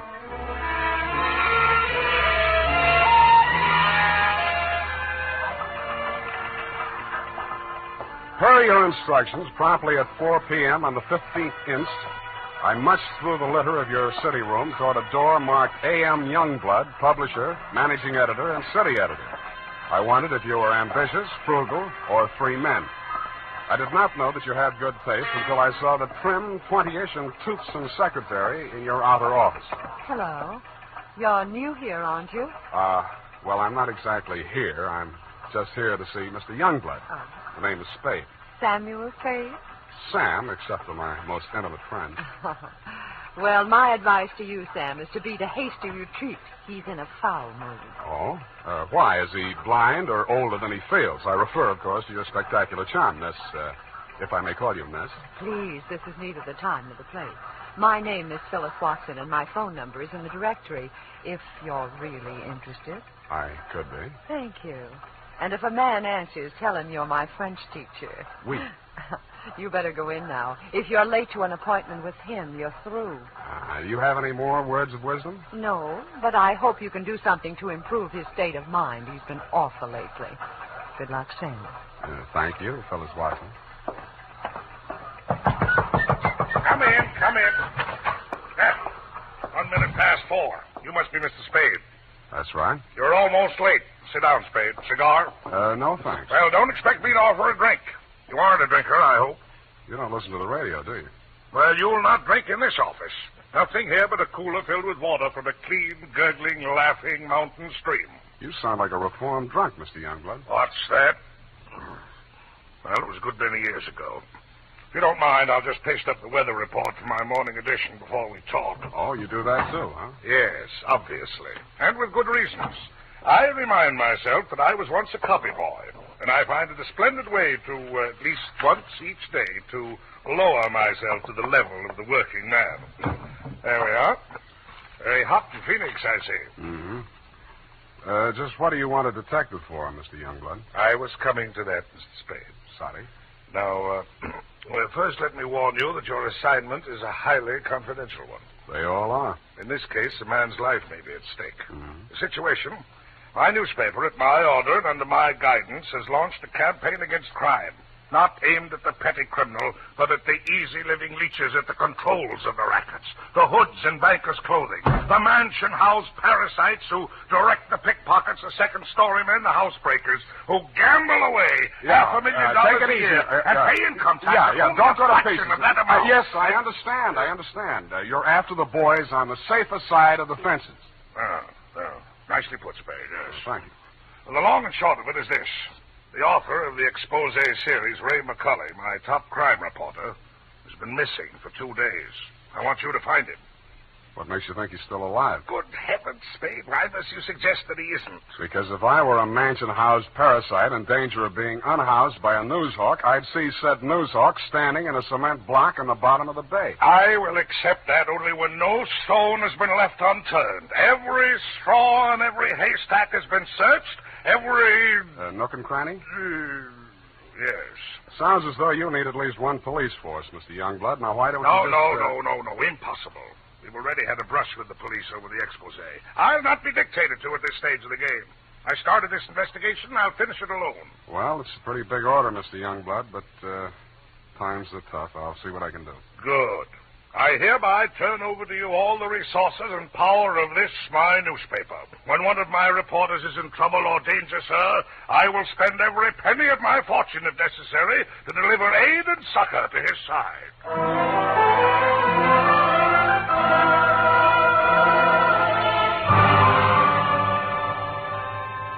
You then gave me Ray McCulley's expose stories to date. I saw why you, his family and friends, and his creditors could have been worried about him.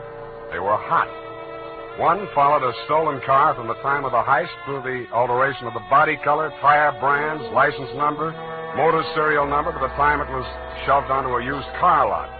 They named names all the way through. And another did the same to the firm of Otter, Badger, and Mole, furriers, and alleged manufacturers of coats from clouted pelts. Ray McCully had dropped out of sight right after that story had been published. So I left your office hoping that I'd reach the address of Otter, Badger, and Mole before closing time. I did. The plushy showroom was occupied by a dozen attractive fur-bearing models, female, but wax. The live models, male, were wearing padded shoulders, pointed shoes, and coats tailored for underarm artillery.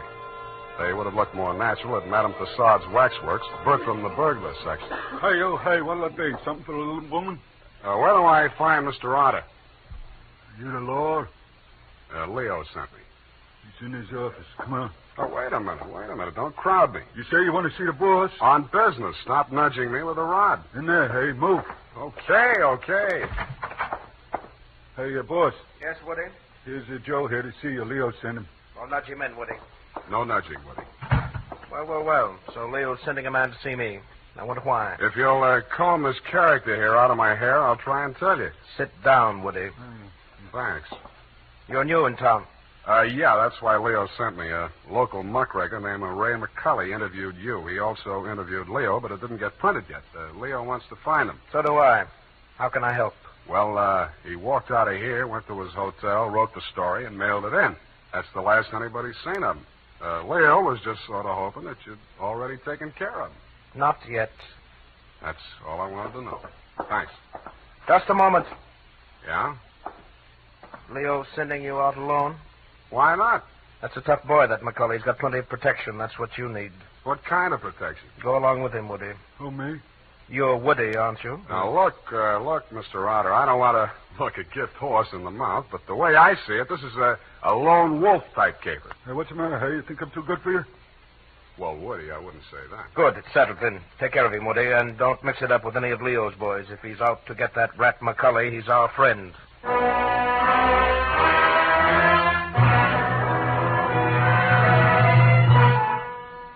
I was beginning to wonder who Leo was. I'd grabbed the name off a calendar on the wall, Leo's Van and Storage. I didn't know whether he was the Leo Mr. Otter didn't like, and I hoped I wouldn't find out. The best way I could think to keep from finding out was to shake Woody. On the way uptown, I walked him past 4 police stations. Crossing Market Street, I pushed him straight into the arms of a traffic cop who begged his pardon and let me off with a warning. At the Blue Bottle Bar and Grill, I gave Joe, the bartender, the Mickey Finn sign, but Woody liked it. He ordered another. Then he said he knew a place on Columbus where the drinks were even better. It was called Leo's Place. I wondered if that meant anything. Hey, oh, hey. Who, me, huh? I want your drink. Don't you like this joint? Yeah, sure, it's fine. We're not getting anywhere, though. You really take your work serious. Me, when I go gun for somebody, I go where I'm least likely to succeed. You live longer. Yeah. Woody, what do you know about this guy, McCully? You hear the boss. He says he's a rat. Yeah, but he said he's got plenty of protection. Who's furnishing it? Well, you see, there's a... Boy, oh, boy. Look at what just walked in. I looked. What I saw was not disappointing. She was wearing a skin-tight black satin with a plunging neckline and a new look only in places where it didn't matter. But she still looked enough like your secretary, Phyllis Watson, to be out of place in Leo's place. She didn't stay there long. She made a beeline through the kitchen to the rear exit. I made a beeline right after her. Woody was breathing down my neck as I started up the rickety outside stairway at the back of the building. I stopped the landing and turned around to face him. See you later, Woody. I didn't wait to see if he made it all the way to the bottom of the stairs. I was more interested in what was going on at the top. A door had opened, and Phyllis stepped inside. The man who let her in looked like Ray McCully. Who are you? The name is Spade. I don't know that name. Your boss hired me to find you. Private Dick? Yeah. Can I talk to you for a minute? Sure. Put your hands behind your neck and walk up slow. Okay. All right. Go inside. Oh, what's the matter? You're not acting glad to see me. This is the guy, fellas. Yes. Alex hired him this afternoon. There, you see. Now, what do you want me to tell Youngblood? You're not going to tell anybody anything. Oh! It caught me right behind the ear. The last thing I saw was that plunging neckline as Phyllis rushed forward.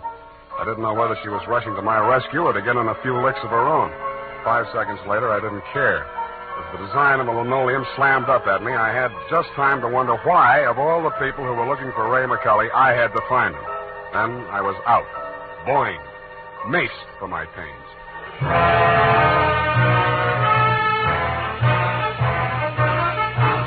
The makers of Wild Root Cream Oil are presenting the weekly Sunday adventure of Dashiell Hammett's famous private detective, Sam Spade.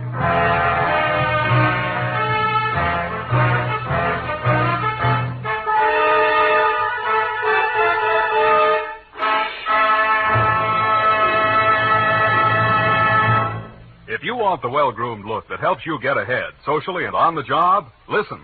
Recently, thousands of people from coast to coast who bought Wild Root Cream Oil for the first time were asked dryness and removes loose dandruff. What's more, non-alcoholic Wild Root Cream Oil is the only leading hair tonic that contains soothing lanolin. So ask for Wild Root Cream Oil Hair Tonic. Again and again, the choice of men who put good grooming first. By the way, smart girls use Wild Root Cream Oil, too. And mothers say it's grand for training children's hair.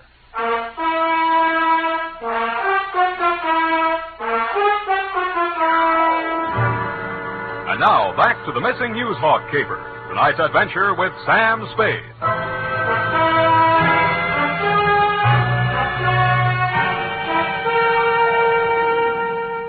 I was lying on the floor in a room with nothing in it but a sink, an army cot, a square of dirty linoleum, and a body. I staggered to my feet, ran some cold water over my head, and took a closer look. It was Ray McCully. He was a very dead crusading reporter. He'd been stabbed clean through with a long-bladed kitchen knife. It set on the handle, property of Leo's place. I went through his pockets. In his wallet, a press card, a police card, union card, and 10 genuine, crisp, new $1,000 bills. That gave me a line on the killer. He was crazy. So was I. I left it on him, too. Folded up in his vest pocket, I found 2 newspaper clippings, one from the Chronicle and one from your paper. Both weather reports for the same date. It was very hot in Phoenix, according to both papers. But according to your weather report, the temperature in Needles, California was 135 degrees. That needled me. So did the slip of paper I found on his shoe. The number 9 and a date had been stamped on it with a rubber stamp. The date was the same as that of the weather reports. I turned it over. It said Ruthie's Booth, Manson Bowling Alley.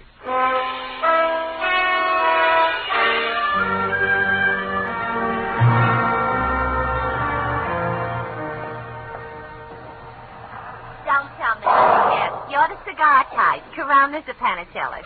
Thanks. I'm just shopping. I got a nice line of notions. So have I. No, I mean the dolls, the Hollywood dolls. You know, for the bed, only $1 plus tax. Very reasonable. Say, what's on your mind?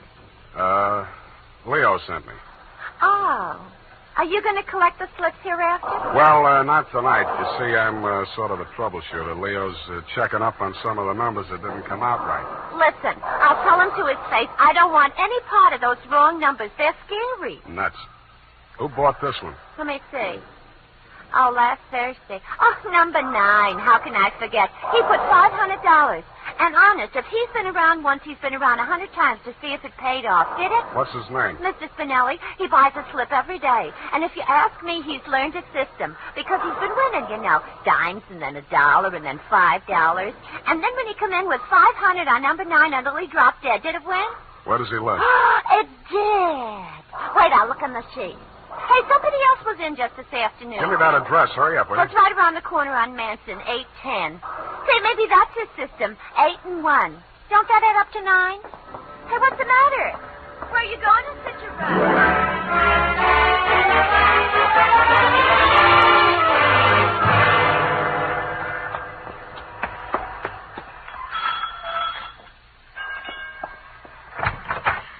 Please, come back later. Tomorrow.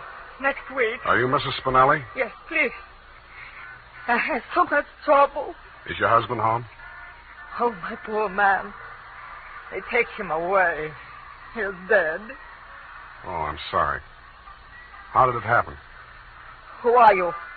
I'm a detective. Maybe I can help you. May I come in? All right. Come on.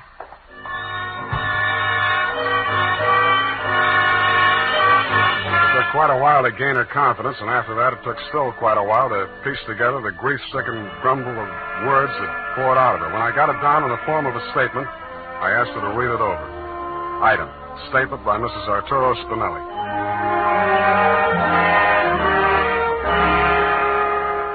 All the time he played those numbers. I told him they're just a bunch of gangsters. They don't let you win. Then he met this man McCulley, a writer for the newspaper. My husband says this man shows him how to win. He wins and wins. Then he goes to bank and takes out all our savings.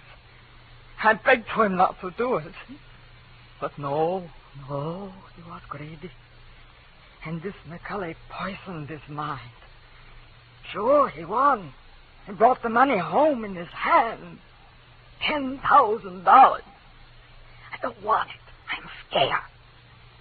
I took it while he was sleeping with wine and gave it to the men. I tell him all I want is the 500. He tried to tell me we do good. We help catch the big gangsters. I say we don't want to do so good we get murdered in our bed. So he says, okay. But if I change mine, here is address.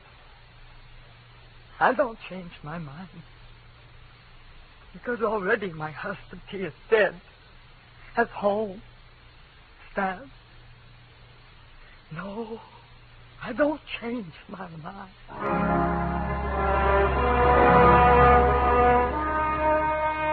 She signed it, and I left her alone with her grief. I wasn't working for you anymore, Mr. Youngblood. You hired me to find you a reporter, and I had. And I wished I hadn't. The rest of it I did for myself. You weren't in your office when I got there, but Phyllis was. I found her behind the city desk in the act of dropping tomorrow morning's weather report into the slot. I grabbed her out of her hand. What? Oh, you. Where's your boss? At home, I guess. We'll talk in his office. Come on. Sam, I can explain how I You're going to be... explain plenty before I'm finished with you. Sit down. Oh, you... I have to be so rough. What's the matter with you? Plenty. I'm stupid. I was stupid to take this job, and I was stupid to play it cagey with you. I should have beaten the story out of you before the trouble started. It's a little late in the day now, but not too late to send you up for McCulley's murder. Oh, you're insane. Ray McCulley was... I'm the only one who ever tried to help And you. I'm the only one who can place you in that room, not 10 minutes before the murder. I told you I can explain Stop why... trying to save your own skin. Spinelli was only one of a 500,000 poor dumb yucks that lose their nickels and dimes and dollars every day in the policy racket. Only he had the bad luck to win. There won't be any more lucky dead people like him if I have to make a patsy out of you to stop it. It won't stop it. Nothing will. Ray talked big and brave like you. Now he's dead. Yeah, with $10,000 dirty money in his wallet. I won't let you say things like that. Ray was an honest reporter, too honest. He thought Youngblood meant what he said about that cleanup campaign. Yeah, he did. He wanted to run this town by himself, clean up his competition. When Ray started collecting material on the numbers racket, he still thought Youngblood was on the level. But that was before he stumbled onto the thing about the weather report. Yeah, that was a new one. The old Dutch Schultz mob used to add up the stock market quotations. If they cheated, they knew their customers weren't good enough at arithmetic to prove it. But who knows how hot it is in Phoenix unless they live there. I don't know what you're talking about. Listen, that's how the number game works, sweetheart. The suckers pick a number from 1 to 10, see? The operators tally up the slips, and the least popular for that day has to win. The weather report doesn't have to pass through the copy desk, and with Youngblood pasting it up with a few strategic corrections, it was easy to make their winners look as if they were on the level. But, of course, you had no way of knowing that. You only watched them do it day after day. You know, I couldn't understand why he did those things. It seemed silly falsifying a weather report, but it didn't seem as if it could do any harm. What did you meet McCulley for? To get your cut of the 10 grand Spinelli was killed for? How dare you? I went there to warn him about you. Who killed him? I don't know. You're lying. All right, I'm lying. But I can prove that Ray was on the level. I've got the proof right here. The whole story he wrote on the numbers racket, even naming Youngblood as the head of it, his own publisher. I went there to get it. I was going to take it to another newspaper. Why didn't you? I can't tell you that. You don't have to. Mrs. Spinelli was confused, grief-crazed. She had to put the blame on somebody, and when she did, she got her revenge the only way she thought she could. She may have been right about that. but she killed the wrong man. Why didn't you tell me you knew who killed Ray? I wanted to give you a chance to tell me yourself. I'm glad you didn't.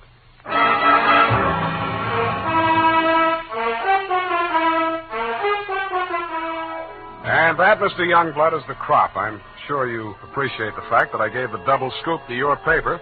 Like Mrs. Spinelli, I have my own ideas of vengeance. Besides, it may up your circulation a little, and you can certainly use a little extra money for your defense. By the way, who's Leo? Period, end of report. But, Sam. Yes, Evie. I thought Mrs. Spinelli killed Ray McCulley. The vacation helped. You were absolutely correct. Mrs. Spinelli killed Mr. McCulley, if you'll pardon the expression. Well, why did she kill her husband? I was wrong. The vacation didn't help. You mean she didn't? She killed McCulley to avenge the murder of her husband. You mean Mr. McCulley killed Mr. Spinelli? Effie, stop. I'll go mad. Oh, you need a vacation, Sam. Look, type that up. The clatter of the keys may stimulate you to further cerebral activity. I beg your pardon, Sam? Brain work. Now, shoot. Oh, brain work. Oh, you know best. Tonight, men, or first thing tomorrow, get Wild Root Cream Oil and see what wonders it does for your hair. Notice how easy it is to apply. Notice what a neat, natural job it does of grooming your hair. Notice, too, how effectively Wild Root Cream Oil relieves annoying dryness and removes loose, ugly dandruff. No getting around it. Once you try it, you'll never be without it. So tonight, or first thing tomorrow, call at your drug or toilet goods counter for Wild Root Cream Oil. Get the big economy bottle and a handy new tube that's easy to pack when you travel. Also, ask your barber for a professional application of Wild Root Cream Oil Hair Tonic. Again and again, the choice of men who put good grooming first. Well, here it is, Sam. And you were absolutely right. The typing cleared my mind. It's all clear now except for one thing. Well, let's clear that up right away. Why did Mrs. Spinelli kill her husband? She did not kill her husband. Oh, I'm sorry. I meant, why did Mr. McCulley kill Mr. Spinelli? Kelly did not kill Spinelli. Who's Kelly? McCulley. McCulley's real name was Kelly? Now, let's start all over again. Disregard everything we said up until now. Make your mind a complete blank. All right, Sam. In the first place, McCulley did not kill Spinelli. That's what I said. It was his wife, wasn't it? Now, wasn't it, Sam? Oh, stop teasing me. Hey, why do you look at me like that? Effie, Mr. Spinelli was killed by one of the policy racket hoods to get back the $10,000 he won on the numbers game. Then how did the money get into Kelly's pocket? McCulley's. Why do you insist on using his alias, Sam? Effie, that was a tip of the tongue. I mean, look, Mrs. Spinelli took it to him because she was afraid her husband might be killed for it. Then why didn't they take the money when they killed him? Because Mrs. Spinelli had already taken it. Then she did kill him. Go home, Effie. All right, Sam. I'm sorry I'm so irritable to you, but I thought it's... Well, it's been so long since I've been here, you know, Sam. Angel, you're just tired. Vacations have a habit of doing that to you. After a week or two in the office, you'll be all rested up again. I'll take it. You act as though you thought my mind were affected. Come here. Sam, now don't, my sunburn. Yeah. Oh, it hurts. It's nice to have you back. You look good, too. All tanned and healthy. You're roof. It's great. I think my nose is peeling. Well, don't pick at it. Good night, Sam. Good night, sweetheart.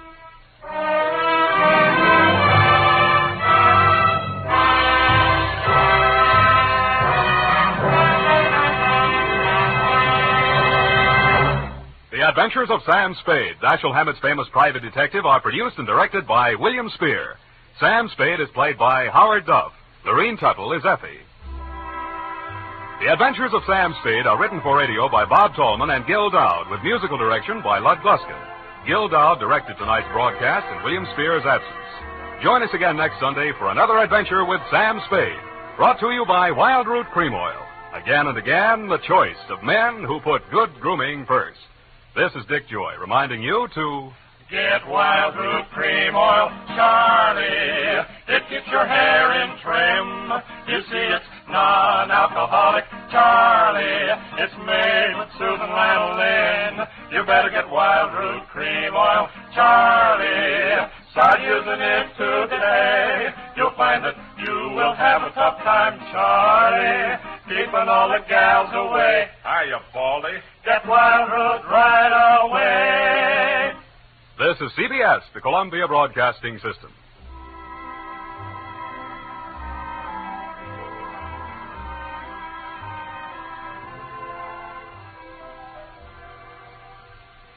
The Adventures of Sam Spade, Detective. Brought to you by Wild Root Cream Oil Hair Tonic, the non-alcoholic hair tonic that contains lanolin.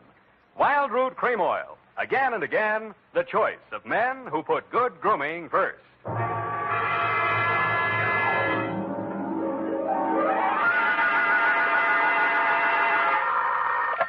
Sam Spade Detective Agency. This is Mad Scientific Detective number 137596. Sam, no matter what anyone says, I'll stand by you. You're nothing of the sort. Not scientific? Of course not. You're two-fisted. Well, thanks, Effie. And that ain't all, Effie. I was actually mistaken for a convolutional melancholiac. Oh, Sam, are you all right now? Wrong diagnosis, Angel. It turned out to be melancholia catatonica. Oh, you poor darling. What is that? Well, it's a thing where you lie motionless and silent with fixed eyes and indifference to surroundings. Unquote. Sam, what happened to you? What hospital are you in? Can I bring you anything? No, Effie, I am now at large. Pull down the blinds, check the corridors for men in little white coats, and set a bottle in the window if the coast is clear. Oh. I'll be right down to dictate my report on the mad scientist caper.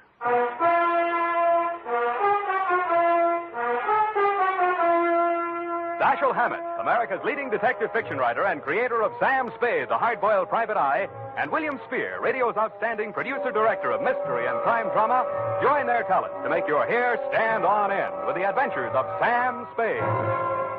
Presented by the makers of Wild Root Cream Oil for the hair. Nobody has to tell you that a neat personal appearance can have a lot to do with helping you get ahead on the job. Now, the first step to a good appearance is well-groomed hair. And I mean hair that's groomed with Wild Root Cream Oil.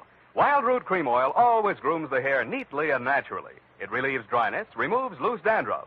Yes, men, to look your best at all times, spruce up with Wild Root Cream Oil Hair Tonic.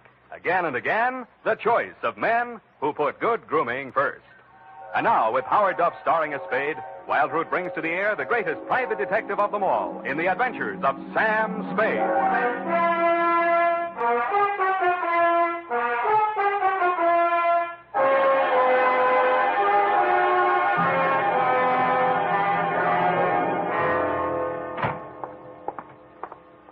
Effie! Come in, Sam. The coast is clear. Where are you? Why is it so dark in here? Oh, I had to put the lights out. The blind stuck. I couldn't get it down. The heat's off, Effie. Let there be light. Oh, I'm so glad. Now, let me look at you. Don't look at me like that and stop whispering. Oh, Sam. Did you get me all upset like that just for a joke? It's no joke, sweetheart. You really sick? Yeah, just sick of some of the types I made in this business. Oh, sad. Date, July 25, 1948, to Detective Lieutenant Dundee, Homicide Detail, San Francisco Police, from Samuel Spade, license number 137596. Subject, the mad scientist caper. I worry so. Dear Dundee, he looked like a mad scientist, and that's exactly what he was. His eyes had a wild gleam in them, his hair was a wild tangle, and he was wearing a wild assortment of clothing that looked as if they'd been slept in shifts.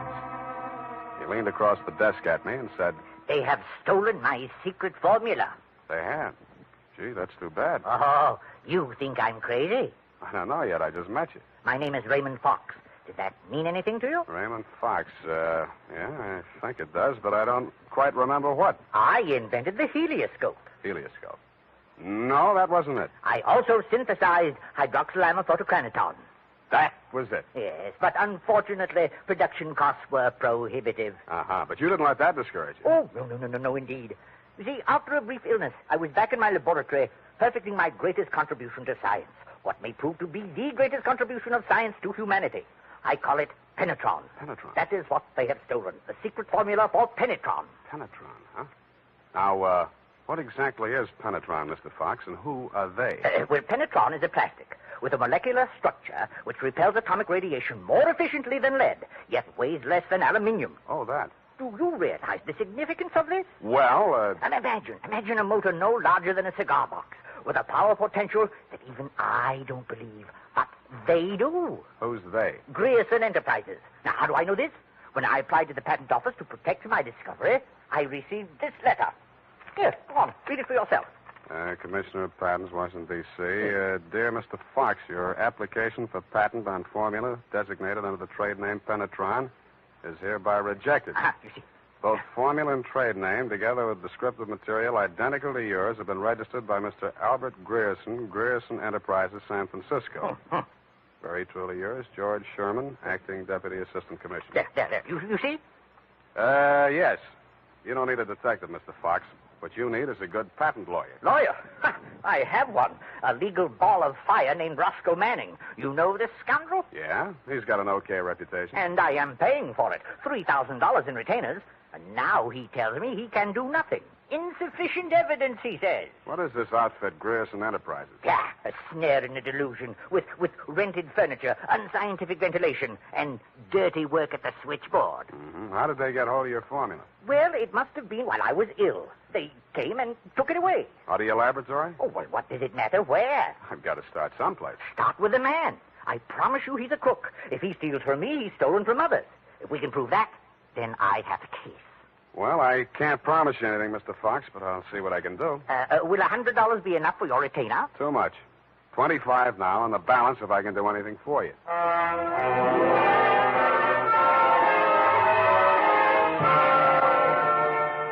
I doubted if I could even earn the 25, but if he wanted to gamble, it was okay with me.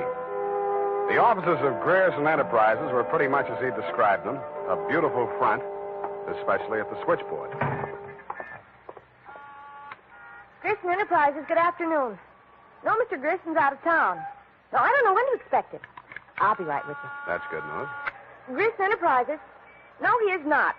No, I do not, and he doesn't want to talk to you in any case, Mr. Manning. Oh, if it would just stop. Can't you shut it off? I might as well. Nobody seems to believe me anyway. You weren't looking for him, too, I hope. Oh, please, just tell me you're selling magazines or collecting salvage or just anything. My card. Oh, detective. Mr. Grierson hasn't done anything, has he? That's what I want to find out. My client says he swiped his secret formula. Oh, not that maniac. You don't look the type. You know he's mad, don't you? Maybe yes, maybe no. Personally, I'm crazy about money. Mad money, pin money, or dirty money. Your employer didn't happen to leave any lying around, did he? No, but he has a charge account at a bar downstairs in the building when it's nearly 5 o'clock. Could you cross-examine me there? I thanked her as gallantly as I could under the circumstances. She said, wait here, I won't be a minute.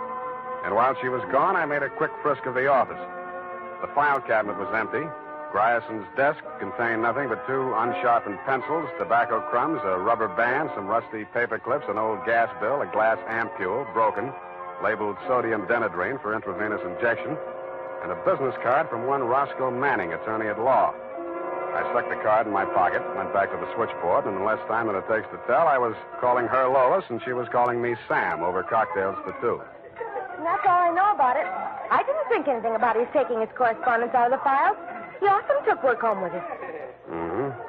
When was the last time you saw him? Oh, it's been nearly 6 weeks. You haven't heard from him in all that time? He was with Mr. Fox just before he left. They had a terrible quarrel. But then Mr. Grierson managed to get him calmed down, and they left the office together. And that's the last time you saw Grierson, huh? Yes, and it's all very strange. What did that maniac tell you? That Grierson swiped his invention. Do you believe that? I didn't even believe in the invention. Now I'm beginning to think it was worth stealing. Oh, Mr. Grierson wouldn't. He's a brilliant man, you know. What else has he invented? Well, I don't know. He always had a lot of projects, but of course he never took me into his confidence. Just exactly what is your job? Oh, it's quite simple, really. I just tell people he isn't in. Yeah. Look, sweetheart, you really mean to tell me it never occurred to you that there might be something slightly fishy about Grierson Enterprises? I know. Why should it? Because there's a smell of red herring up there. It's in the air. You mean Mr. Grierson's a crook? Well, what does that make me? Worry that out on his time. Drink up.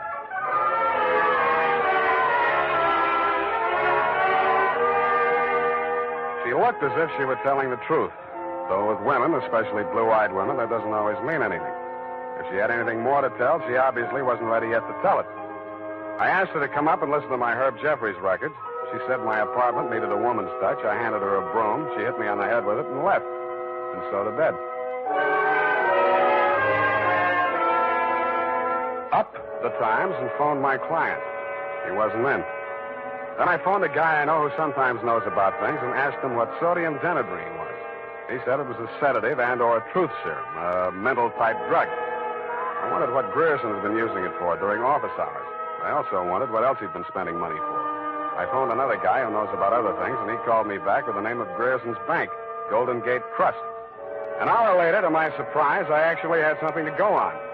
Because in the past 6 weeks, checks totaling $50,000 had been deposited to Grierson's account, all drawn on the Citrus Exchange Bank of San Anselmo, and all bearing the signature of one Carl Birdwell, M.D. He wasn't hard to find. It was a big place in the outskirts, and the sign on the gate said Mary F. Hotchkiss Hospital for the Mentally Deranged. Dr. Birdwell's cottage was one of 5 without bars on the windows. He was spraying his roses. You're that cystodectomy of Dr. Kobler's. How are those convulsions? Coordination all right? Can't complain. Got the use of your fingers back? Good. Pick up those shears. I want all those ragged edges. Cut off the hedges. Well, why don't you hire a gardener? Or did those checks to Grierson use up all your ready cash? Eh? Oh, I thought you were the cystodectomy. Good Lord, you're that convolutional melancholiac. You're not allowed out on the grounds. Guard! Guard! Now, wait a minute, Doctor. Matter. This one acting up? Take him back. I sent for the cystodectomy. This is the wrong man. You're crazy. Come on. Let go of me. I'm not a patient here. I'm a detective. Yeah, and I'm Sherlock Holmes. Come on, now, back to the violent war. Come on, lay off. I got an office in San Francisco. I can prove it. 137-596. Okay, Dr. Watson, but come on, come on.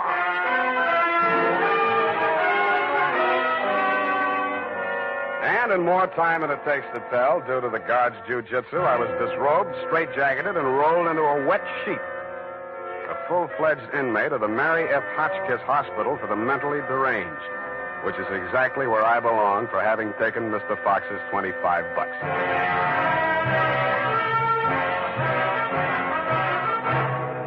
The makers of Wild Root Cream Oil are presenting the weekly Sunday adventure of Dashiell Hammett's famous private detective, Sam Spade.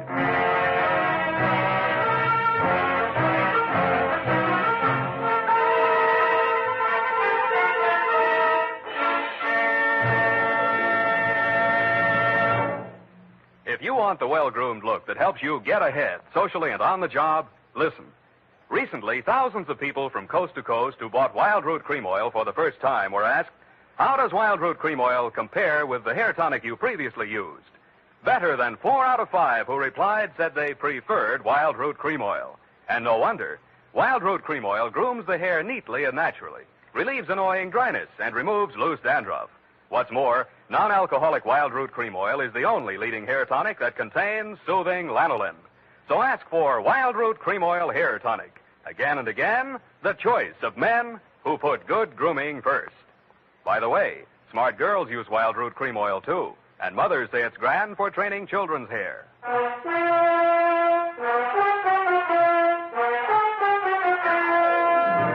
And now, back to the Mad Scientist Caper. Tonight's adventure with Sam Spade.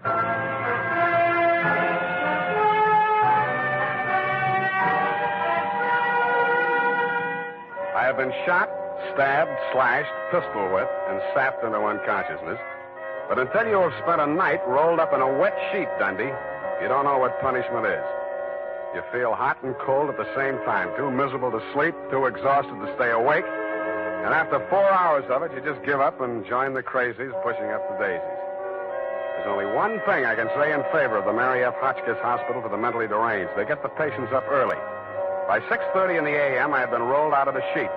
By 6:45, I had thawed out enough to be taken out of the straitjacket by an orderly. I was glad to be out of it because it was very heavy, and that gave me an idea. I picked it up and swung it. In less time than it takes to tell, I was in the orderly's uniform, out of the violent wing, and shuffling up the walk through Dr. Birdwell's rose garden and through his cottage door. Good morning, Dr. Birdwell.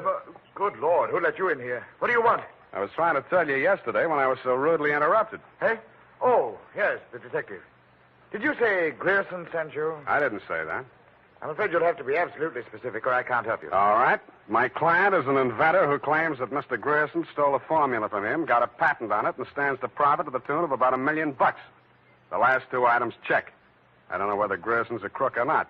He's into you for $50,000, so you might know. This inventor.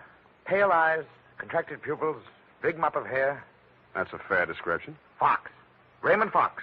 He's a patient, escaped from this hospital. That man, Mr. Spade, is a homicidal maniac. If you'll jog your memory, you may recall the case. Sacramento, 1935. Wait a minute. Chemistry professor, lab explosion? That's the case. 2 of his colleagues, whom he irrationally suspected of stealing the formula for the explosive he used to blow them up. You sure they didn't? The man was adjudged hopelessly insane. He must be returned to us. He may murder Grierson, he may murder you, but he will commit a murder if he remains at large. Perhaps more than one murder. You must help us, Spade. Like you, Doctor, I can't help unless you're absolutely specific about a couple of things. Your connection with Grierson, for instance. I invested in Grierson's firm. Uh-huh. How did Fox meet Grierson? He was allowed a certain degree of freedom here during his rational periods. I had guessed that he went through my papers or overheard one of my conversations with Mr. Grierson. Mm-hmm. Do you know he retained a lawyer? Huh? Manning, smart patent lawyer. You must think Fox has a case. Oh, surely not. Grierson thinks so, too. You've talked to Grierson? No, but I've examined his bank statements. The bank allowed that? I told him I was Grierson's attorney. The point is, Grierson is broke. Why? Because he's paid out every penny you gave him to the order of Roscoe Manning, attorney at law. And you know what I think, Doctor? Yes? I think Raymond Fox is crazy like a fox. And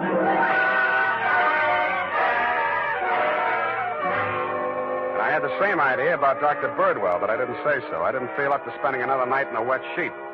I also didn't feel up to the interview that was awaiting me outside the gates. A limousine, only a little longer than a hearse, was standing at the curb.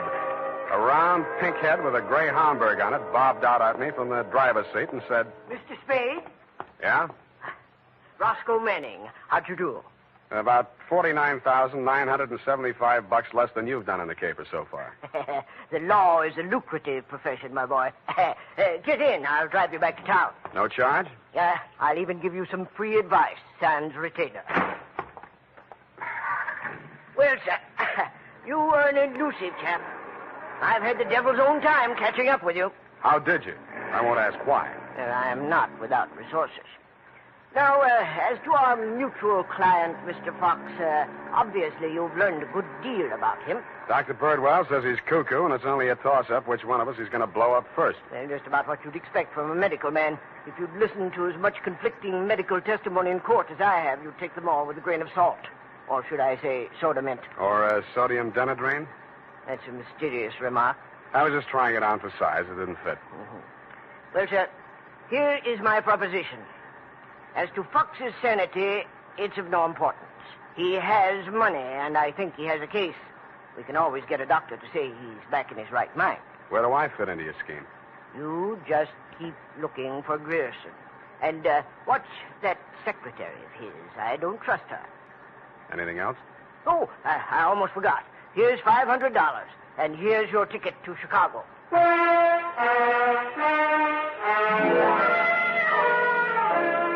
I don't know why, but somehow I got the impression that Mr. Manning was trying to get rid of me. He should have used that ticket to Chicago himself. We stopped at Sausalito for breakfast, and the condemned man ate a hearty meal. We drove the last mile through the Marina District and pulled up in front of his house.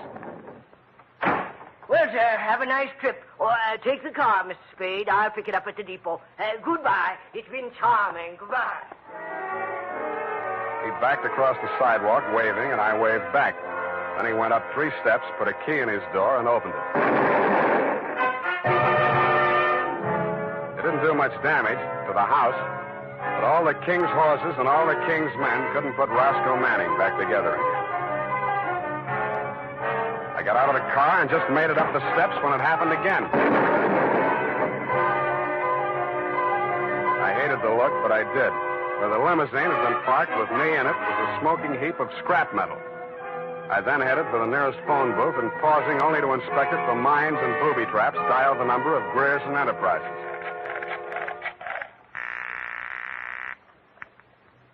Grierson Enterprises. Lois, Sam Spade. Sam, darling, thank you for the present. What present? I haven't had a chance to open it yet, but I think I can guess what it is. A traveling clock.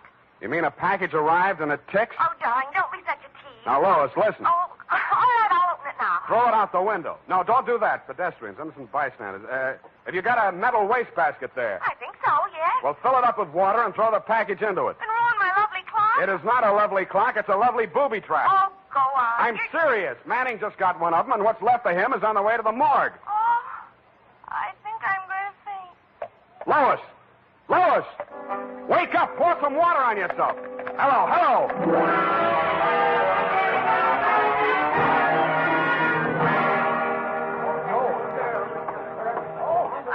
Let me through here. Come on, let me through. Lois. Oh, you're okay. Glad of that. All right, she's all right now, you people. Come on, get out of here. She's all right. Come on, get up. You're not hurt. What happened? It exploded in the water. At least you had sense enough to do what I told you to. Oh, this is a new dress. Now look at it. It looks fine here. Put this coat around you. I don't think that was a very funny joke, Sam. Neither do I. Now, try and forget your clothes for a minute. And try and answer a few questions for me. There isn't much time. Sam, what is it? I want you to be very sure of this, Lois. Try and remember accurately. How many people has Grierson seen since he opened this office? Well, not very many. It was hardly ever in. It's strange. Now that I think of it, I can only remember two. Mr. Manning and that mad scientist man, Mr. Fox. Yeah, did you hear any of the conversation between Grierson and Fox? He just screamed at Mr. Grierson about how his invention had been stolen from him. Then it sounded as if they scuffled, and all of a sudden Mr. Fox calmed down. Mm-hmm. When he came out, his eyes looked funny, as if he'd been hypnotized. Yeah. What does Grierson look like? Oh, he must have been quite handsome at one time.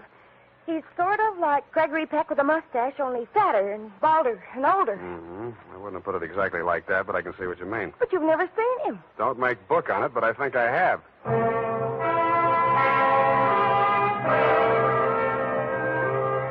I made 3 phone calls.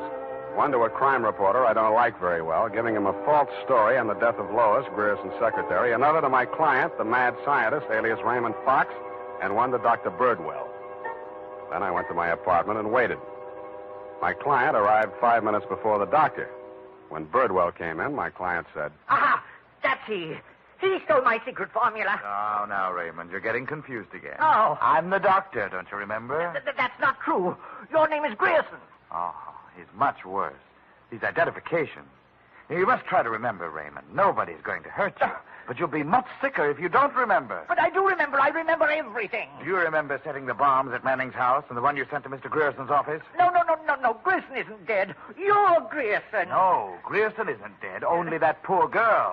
No. She didn't steal my formula. It was you. Oh, you're trying to mix me up. I'm trying to help you. Now, roll up your sleeve. I'll give you something to quiet your nerves, and we'll go back to the hospital. Put it away, Doctor. You've helped him enough. Huh? Now, look here. This man is my patient. He needs medical attention. I won't argue with you, but I think he'd better get it from some other doctor. Right now, he's making more sense than you are. Just keep on the way you're going, Spade, and I'll have you back in that wet sheet. I did it once, and I can do it again. Sit down.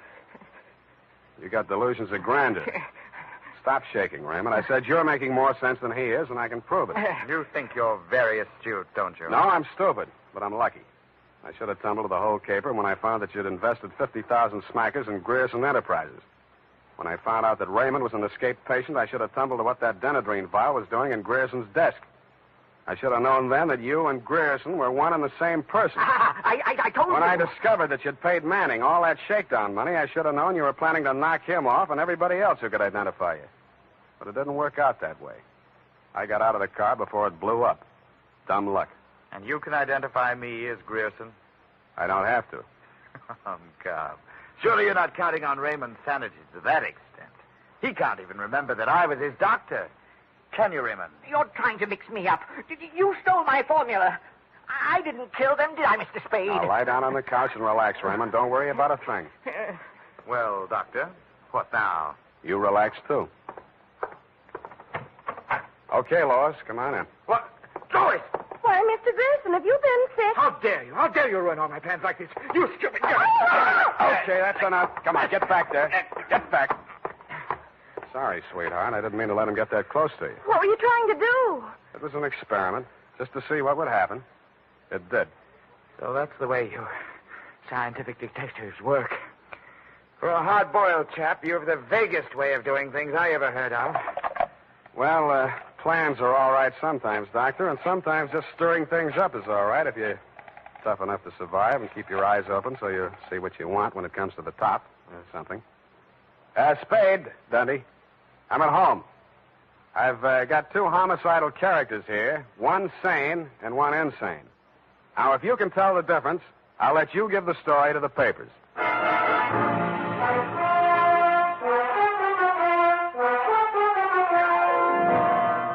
And that, Lieutenant D, is the crop. You picked the wrong one. Figures. It's as simple as this.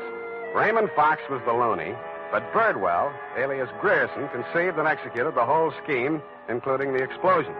Don't worry about Fox. He's now back at the hospital working on a new secret formula. I don't know what it is, but it might be an anti-truth serum, because that's how Birdwell got the Penetron formula, by using truth serum on the mad scientist to make him talk. Anyway you figure it, he's crazy like a fox. His enemies are all dead or on their way, and he's as snug as a rug in a bug house. Period. End of Looney Tune. Well, of all... Well, just imagine.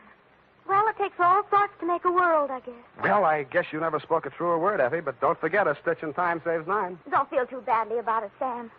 Better late than never. You took the words right out of the horse's mouth, but it's later than you think, Angel. Type that up, Angel, and while you're at it, see if you can think up a way to teach an old dog new tricks.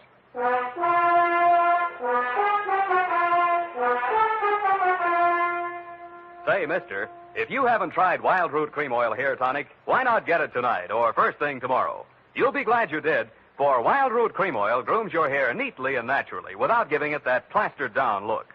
Wild Root Cream Oil also relieves annoying dryness and removes loose, ugly dandruff. Simply step up to your drug or toilet goods counter and ask for Wild Root Cream Oil in the big economy bottle and the handy new tube that's easy to pack when you travel. Also, ask your barber for a professional application of Wild Root Cream Oil Hair Tonic. Again and again, the choice of men who put good grooming first. Well, here it is, Sam. And I've been thinking over what you said Which? about teaching an old dog new tricks. Hmm? You're only as old as you feel, Sam. Then send in the application for my old age pension. Oh, Sam, I won't let you talk that way now. You're just tired and nervous and run down. Yeah, backaches, stay-up nights, sour racket. You're just feeling sorry for that Mr. Fox. I wouldn't worry about him. As you pointed out, he's safer where he is for all concerned. Hmm. And after all, necessity is the mother of invention. What's that got to do with anything? Well, he's an inventor, isn't he? Oh, that. You see? All's well that ends well. Good night, Sam. Good night, Pollyanna. Pollyanna. Oh, she's the glad girl. Oh, no, Sam, that's Shakespeare, that old... You know best. All ashore that's going ashore. Good night, sweetheart.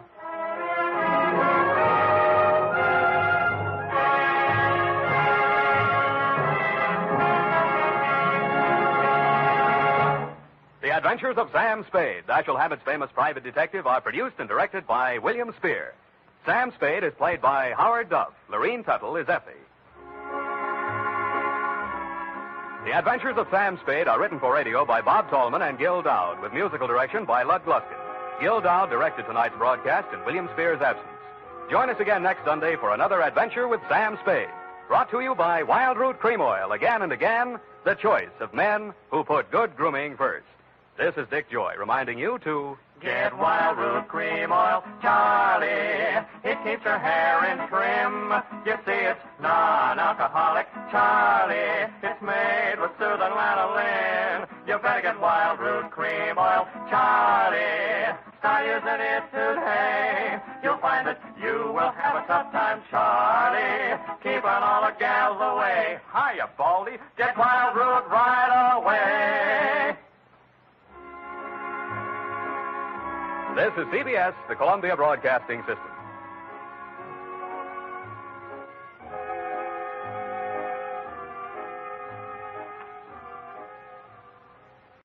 Cerebral Cinema hopes you have enjoyed this movie of the mind.